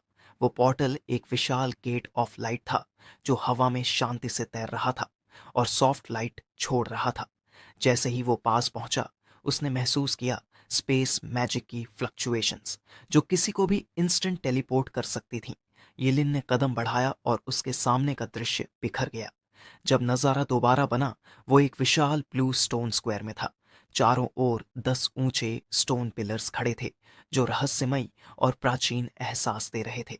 स्क्वायर के बीचों बीच एक बड़ी स्टोन टैबलेट थी जिस पर मोटे अक्षरों में लिखा था college entrance examination training ground. Yilin ने चारों ओर देखा, स्क्वायर लोगों से भरा हुआ था। तभी जी लिंगयू ने उसे देखा और खुशी से दौड़ता हुआ आया। उसे गले लगाने की कोशिश की, लेकिन यिलिन ने झटके से उसे धक्का दे दिया, चेहरे पर पूरी नफरत के साथ। जी लिंगयू को फर्क नहीं पड़ा। वो इतना एक्साइटेड था कि शब्द भी नहीं निकल रहे थे। उसका करंट लेवल 15 था। वो बोला, बॉस तुम तो लेजेंड हो। अब तो मेरा डेक्सिया कॉलेज में एडमिशन पक्का है। कुछ देर बाद जूनिनी वहां पहुंची, चेहरे पर गुस्सा और निराशा दोनों। उसका लेवल 16 था, बस 2 लेवल कम यिलिन से। पर वो मानती थी कि अपनी स्किल्स और एबिलिटीज से वो ये गैप पूरा कर लेगी। धीरे धीरे सूरज की आखिरी किरणें ढल गईं और टेलीपोर्टेशन गार्ड पूरी तरह बंद हो गया। उसी समय सैकड़ों इन्विजिलेटर्स स्क्वायर के हर कोने में दिखाई दिए, हर कैंडिडेट की निगरानी करते हुए। फिर एक मध्यम आयु का आदमी स्टोन टैबलेट के सामने प्रकट हुआ। उसने सबको शांत होने का आदेश दिया। वो बोला, आपका स्वागत है 886 व कॉलेज एंट्रेंस एग्जामिनेशन में। वो था चीफ एग्जामिनर लिन युएन। उसकी आवाज जोरदार नहीं थी, पर फिर भी हर कैंडिडेट तक साफ पहुंची, मानो सीधे उनके दिलों में गूंज रही हो। उसने कंफर्म किया कि बाहर का जंगल बस से एंट्रेंस पास था और जो वहां से जिंदा निकलकर यहाँ पहुंचे अब फाइनल टेस्ट देने के योग्य हैं। उसने बताया, कॉलेज एंट्रेंस एग्जाम्स 2 भागों में बांटा गया है। पहला कॉम्प्रिहेंसिव एबिलिटी असेसमेंट तो दूसरा रिंग बैटल। दोनों एक ही दिन में पूरे होंगे। कॉम्प्रिहेंसिव असेसमेंट में 10 स्टेजेस होंगी। हर स्टेज के मैक्सिमम 10 पॉइंट्स होंगे। हर कैंडिडेट को अपने प्रोफेशन के अनुसार अलग अलग टास्क्स मिलेंगे। कोई चाहे तो बीच में छोड़ सकता है या पूरी तरह कंप्लीट कर सकता है। हर स्टेज के परफॉर्मेंस पर एग्जामिनर मार्क्स देगा। केवल वही कैंडिडेट्स जिनका टोटल स्कोर 85 या उससे ज्यादा होगा, उन्हें रिंग बैटल में हिस्सा लेने दिया जाएगा। रिंग बैटल में जीतने वाले को 10 अतिरिक्त पॉइंट मिलेंगे और कुल अधिकतम स्कोर होगा 150 पॉइंट। कॉम्प्रिहेंसिव एबिलिटी असेसमेंट और रिंग बैटल में कैंडिडेट किसी भी इक्विपमेंट का इस्तेमाल कर सकते हैं, लेकिन कोई स्पेशल आइटम यूज करने की अनुमति नहीं है। कोई भी रूल तोड़ने वाला कैंडिडेट तुरंत डिस्क्वालीफाई कर दिया जाएगा। यही थे असेसमेंट के सारे रूल्स। सभी कैंडिडेट्स के चेहरे गंभीर हो गए जब वे 10 के ग्रुप में लाइन में लगकर असेसमेंट रूम में जाने लगे। कॉम्प्रिहेंसिव एबिलिटी असेसमेंट शुरू होने वाली थी। लिन युएन के बोलते ही ब्लू स्टोन स्क्वायर पर खड़े 10 ऊंचे स्टोन पिलर्स एक एक करके पोर्टल में बदल गए। सभी कैंडिडेट्स एक एक कर उन पिलर्स में दाखिल होने लगे। जब येलिन की बारी आई, उसने आगे कदम बढ़ाया और खुद को एक बंद मेटल रूम में पाया जहां चारों ओर इलेक्ट्रिक स्पार्क्स चमक रहे थे। अब मेन एग्जाम्स का समय आ गया था और अब उसे खुद तय करना था कि अपनी किस्मत कैसे लिखनी है। चीफ एग्जामिनर लिन युएन शांत खड़ा था ब्लू स्टोन स्क्वायर पर, अपने टैबलेट को ध्यान से देखते हुए। तभी उसके पीछे एक औरत आई। नीली लॉन्ग ड्रेस में, छोटे बाल हवा में हल्के उड़ रहे थे। उसका नाम था सुचैंग शीन, जो टेक्सिया कॉलेज की सुपरवाइजर थी। वो लिन युएन के पास आई और देर से आने के लिए माफी मांगी। लिन युएन मुस्कुराया और बोला कि कोई बात नहीं, वह बिल्कुल सही समय पर पहुंची है। सुचैंग शीन ने पूछा कि क्या अब तक कोई खास कैंडिडेट दिखा है। लिन युएन ने जवाब दिया कि कुछ हैं, खासकर एक स्टूडेंट जिसका नाम यीलिन है, जो पहले ही लेवल 18 तक पहुंच चुका है। उसने यीलिन की जानकारी स्क्रीन पर दिखा दी। सुचैंगशीन यीलिन के लेवल से काफी प्रभावित हुई और बोली कि वो डेक्सिया कॉलेज में एडमिशन के लिए पहले से ही क्वालिफाइड है। लेकिन जब उसने यीलिन का प्रोफेशन देखा तो उसका चेहरा गंभीर हो गया। वो बोली कि अफसोस की बात है, अगर यीलिन का प्रोफेशन कुछ और होता तो वो शर्तों में लचीलापन दिखाकर उसे डेक्सिया कॉलेज में एडमिशन दिला सकती थी। लेकिन फॉरबिडन स्पेल मास्टर के मामले में ऐसा नहीं हो सकता। भले ही ये एसएसएस लेवल का प्रोफेशन है, लेकिन सबको पता है कि कोई फॉरबिडन स्पेल मास्टर 25 साल से ज्यादा नहीं जीता। लिन युएन ने भी सहमति जताई और कहा कि सच में अफसोस है, अगर येलिन फॉरबिडन स्पेल मास्टर न होता तो क्विंग चांग में एक असली ड्रैगन पैदा होता। तभी एक मैकेनिकल वॉइस गूंजी। कैंडिडेट येलिन ने कॉम्प्रिहेंसिव एबिलिटी असेसमेंट का पहला स्टेज पूरा कर दिया फुल स्कोर के साथ। अब दूसरा स्टेज था 3 डायमेंशनल एट्रीब्यूट असेसमेंट। कैंडिडेट येलिन को टेस्ट बॉल पर अपना हाथ रखने को कहा गया। जब उसने ऐसा किया तो उसकी स्ट्रेंथ दिखाई दी 480, एजिलिटी 270 और मेंटल स्पिरिट 1199। एक एग्जामिनर खुद को रोक नहीं पाया और बोला, एक फॉरबिडन स्पेल कास्टर की स्ट्रेंथ 480 कैसे हो सकती है? क्या उसके पास कोई ऐसा इक्विपमेंट है जो स्ट्रेंथ बढ़ाता है? और अगर है भी तो उसे इतनी स्ट्रेंथ की जरूरत क्यों है? क्या वो बाकी कैंडिडेट से फाइट करना चाहता है? दूसरे ने भी कहा कि 480 पॉइंट्स की स्ट्रेंथ अजीब है क्योंकि ये कई वॉरियर क्लास से भी ज्यादा है। फिर उन्होंने कहा कि असली बात तो तीसरे स्टेज में पता चलेगी क्योंकि वहां यीलिन को अपना अटैक स्किल इस्तेमाल करना होगा। तीसरा स्टेज था अटैक असेसमेंट। कैंडिडेट्स को अपनी स्ट्रॉन्गेस्ट अटैक स्किल दिखाने का निर्देश दिया गया। यिलिन का पहला ख्याल था कि वो सारे ऑर्गन सैक्रिफाइस करके वर्ल्ड डिस्ट्रॉइंग केओस थंडर बुलाए, लेकिन उसे समझ आ गया कि ऐसा परफॉर्मेंस बहुत शॉकिंग होगा और उसका सीक्रेट एक्सपोज्ड हो जाएगा। ये तो बस एक हाई लेवल एग्जाम था, इतना ओवर नहीं करना चाहिए, लेकिन अटैक कमजोर भी नहीं होना चाहिए क्योंकि वो हर स्टेज में फुल मार्क्स चाहता था ताकि डेक्सिया कॉलेज में एडमिशन पक्का हो सके। सोचने के बाद उसने फैसला किया कि वो अपने टॉन्सिल सैक्रिफाइस करके सिंपल थंडर स्पेल समन करेगा। एक लाइटनिंग बोल्ट गिरा और डमीज टुकड़ों में उड़ गए। ये उसका सबसे कमजोर फॉरबिडन स्पेल था। फिर भी डमीज पूरी तरह नष्ट हो गईं। उसे लगा शायद डमीज बहुत फ्रेजाइल हैं। इस बीच ब्लू स्टोन स्क्वायर में सभी एग्जामिनर्स शॉक थे। वो डमीज स्पेशली बनाए गए थे ताकि लेवल 25 से नीचे के किसी भी जॉब चेंजर के अटैक को झेल सके, लेकिन येलिन तो सिर्फ लेवल 18 था और फिर भी उसने एक ही बार में सब उड़ा दिए। अब साफ था कि यीलिन ने फॉरबिडन स्पेल यूज किया है और फॉरबिडन स्पेल्स बहुत पावरफुल होते हैं, तो ये नतीजा समझ में आता था। लिन युन की आंखें फैल गईं। उसने सोचा कि यीलिन अपनी जान की परवाह किए बिना फॉरबिडन स्पेल यूज कर रहा है। फिर भी उसका परफॉर्मेंस फुल मार्क्स के लायक था। तीसरे स्टेज के बाद अगले 4 स्टेजेस थे: agility, explosive power, sustained damage output और एस्केपेबिलिटी। लेकिन इन सब में भी येलिन को कोई मुश्किल नहीं आई। एग्जाम के सभी एग्जामिनर्स हैरान थे जब येलिन ने हर स्टेज को फुल मार्क्स के साथ पास कर लिया। लिन युएन उसकी परफॉर्मेंस को देखता रहा, चेहरे पर रिग्रेट के साथ। वो सोच रहा था कि येलिन फॉरबिडन स्पेल्स को ऐसे यूज कर रहा है जैसे कुछ भी नहीं। अब तो अगर वो 20 साल की उम्र तक भी जिंदा रहा तो ये चमत्कार होगा। एक एग्जामिनर ने लिन युएन से पूछा कि क्या वो फाइनल स्टेज की डिफिकल्टी बढ़ाना चाहता है। लिन युएन ने सू चेंग शीन की राय जाननी चाहिए कि अगर ये लिन सारे फुल मार्क्स ले ले तो क्या डेक्सिया कॉलेज उसे एक्सेप्ट करेगा। अगर सू चेंग शीन मान जाए तो डिफिकल्टी बढ़ाई जा सकती है। वो खुद भी क्यूरियस था कि यीलिन की लिमिट आखिर कहां तक है, क्योंकि अब तक तो वो हर चीज को बहुत आसानी से पार कर रहा था। लेकिन सू चेंग शीन ने मना कर दिया। उसने लिन युएन से कहा कि वो इस सुझाव से सहमत नहीं है। उसके मुताबिक लू जून, वांग, जूनिनी और जीलिंग डेक्सिया कॉलेज के लिए ज्यादा योग्य हैं। उसका कारण साफ था, फॉरबिडन स्पेल कास्टर की शक्ति उसकी जिंदगी की कीमत पर मिलती है, इसलिए डेक्सिया कॉलेज के लिए उस पर रिसोर्सेस खर्च करना बेकार है। लिन युएन ने सिर झुकाकर सहमति दी। उसे भी सच में अफसोस था। आखिरी लेवल पास करने के बाद यिलिन कॉम्प्रिहेंसिव एबिलिटी असेसमेंट चेंबर से बाहर आया और देखा कि बाकी कैंडिडेट्स भी बाहर निकल रहे थे। ब्लू स्टोन स्क्वायर स्टूडेंट्स से भरा हुआ था जो एक्साइटेड होकर अपने रिजल्ट्स एक दूसरे से शेयर कर रहे थे। जी लिंग्यू भी बहुत खुश था क्योंकि उसने 96 पॉइंट्स स्कोर किए थे और उसने यिलिन को देखते ही ये खबर साझा करने के लिए दौड़ लगाई। उसके हिसाब से अगर वो रिंग में 3 मैच जीत लेता है तो उसका डेक्सिया कॉलेज में एडमिशन तय है। यिलिन को ये सब खास नहीं लगा। उसने पूछा कि जी लिंग्यू ने फुल मार्क्स क्यों नहीं लिए। आखिर वो लेवल 15 तक पहुंच चुका था तो उसके लिए मुश्किल नहीं होनी चाहिए थी। जी लिंग्यू ने सिर के पीछे हाथ फेरते हुए घबरा कर कहा कि एक्चुअल कॉम्बैट असेसमेंट में उसने कुछ पॉइंट्स कमवा दिए क्योंकि उसका लेवल बहुत जल्दी बढ़ा और वो अपने नए स्ट्रेंथ के हिसाब से खुद को अडेप्ट नहीं कर पाया। तभी लिन युएन ने कॉम्प्रिहेंसिव एबिलिटी असेसमेंट के रिजल्ट्स घोषित किए। पहले स्थान पर था ये लिन 100 पॉइंट्स के साथ, दूसरे पर थी जूनिनी 100 पॉइंट्स के साथ, तीसरे पर लूजून 98 पॉइंट्स, चौथे पर जी लिंग्यू 96 पॉइंट्स और पांचवें पर वांग चांगलिन 95 पॉइंट्स। फिर लिन युएन ने बताया कि जिन कैंडिडेट्स के मार्क्स 85 से नीचे हैं उन्हें इन्विजिलेटर्स की देखरेख में ऑर्डरली तरीके से एग्जामिनेशन रूम छोड़ना होगा। जो कैंडिडेट्स 85 या उससे ज़्यादा लाए हैं वो चाहें तो बाहर जा सकते हैं, लेकिन बाहर जाने का मतलब होगा कि वे रिंग कंपटीशन से बाहर हो रहे हैं। लिन युएन के बोलते ही जुनीनी नाराज होकर आगे बढ़ी। उसने पूछा कि जब दोनों को फुल मार्क्स मिले हैं तो उसे दूसरे स्थान पर क्यों रखा गया। वो यिलिन से आगे नहीं निकल पाई थी, लेकिन उसके नीचे रैंक होना उसे किसी भी कीमत पर मंजूर नहीं था। उसके सवाल करते ही बाकी कैंडिडेट्स के बीच भी हलचल मच गई। कई लड़कियां बोलीं कि ये डिस्क्रिमिनेशन है, लड़कियों के खिलाफ साफ अन्याय है। अगर लिन युएन कोई सही एक्सप्लेनेशन नहीं देगा तो वो सब इस इनजस्टिस के खिलाफ अपील करेंगी। लिन युएन के चेहरे पर जरा भी चिंता नहीं थी। उसने बस जुनीनी और यिलिन के परफॉर्मेंस के वीडियोस चलाए और सबको ध्यान से देखने को कहा।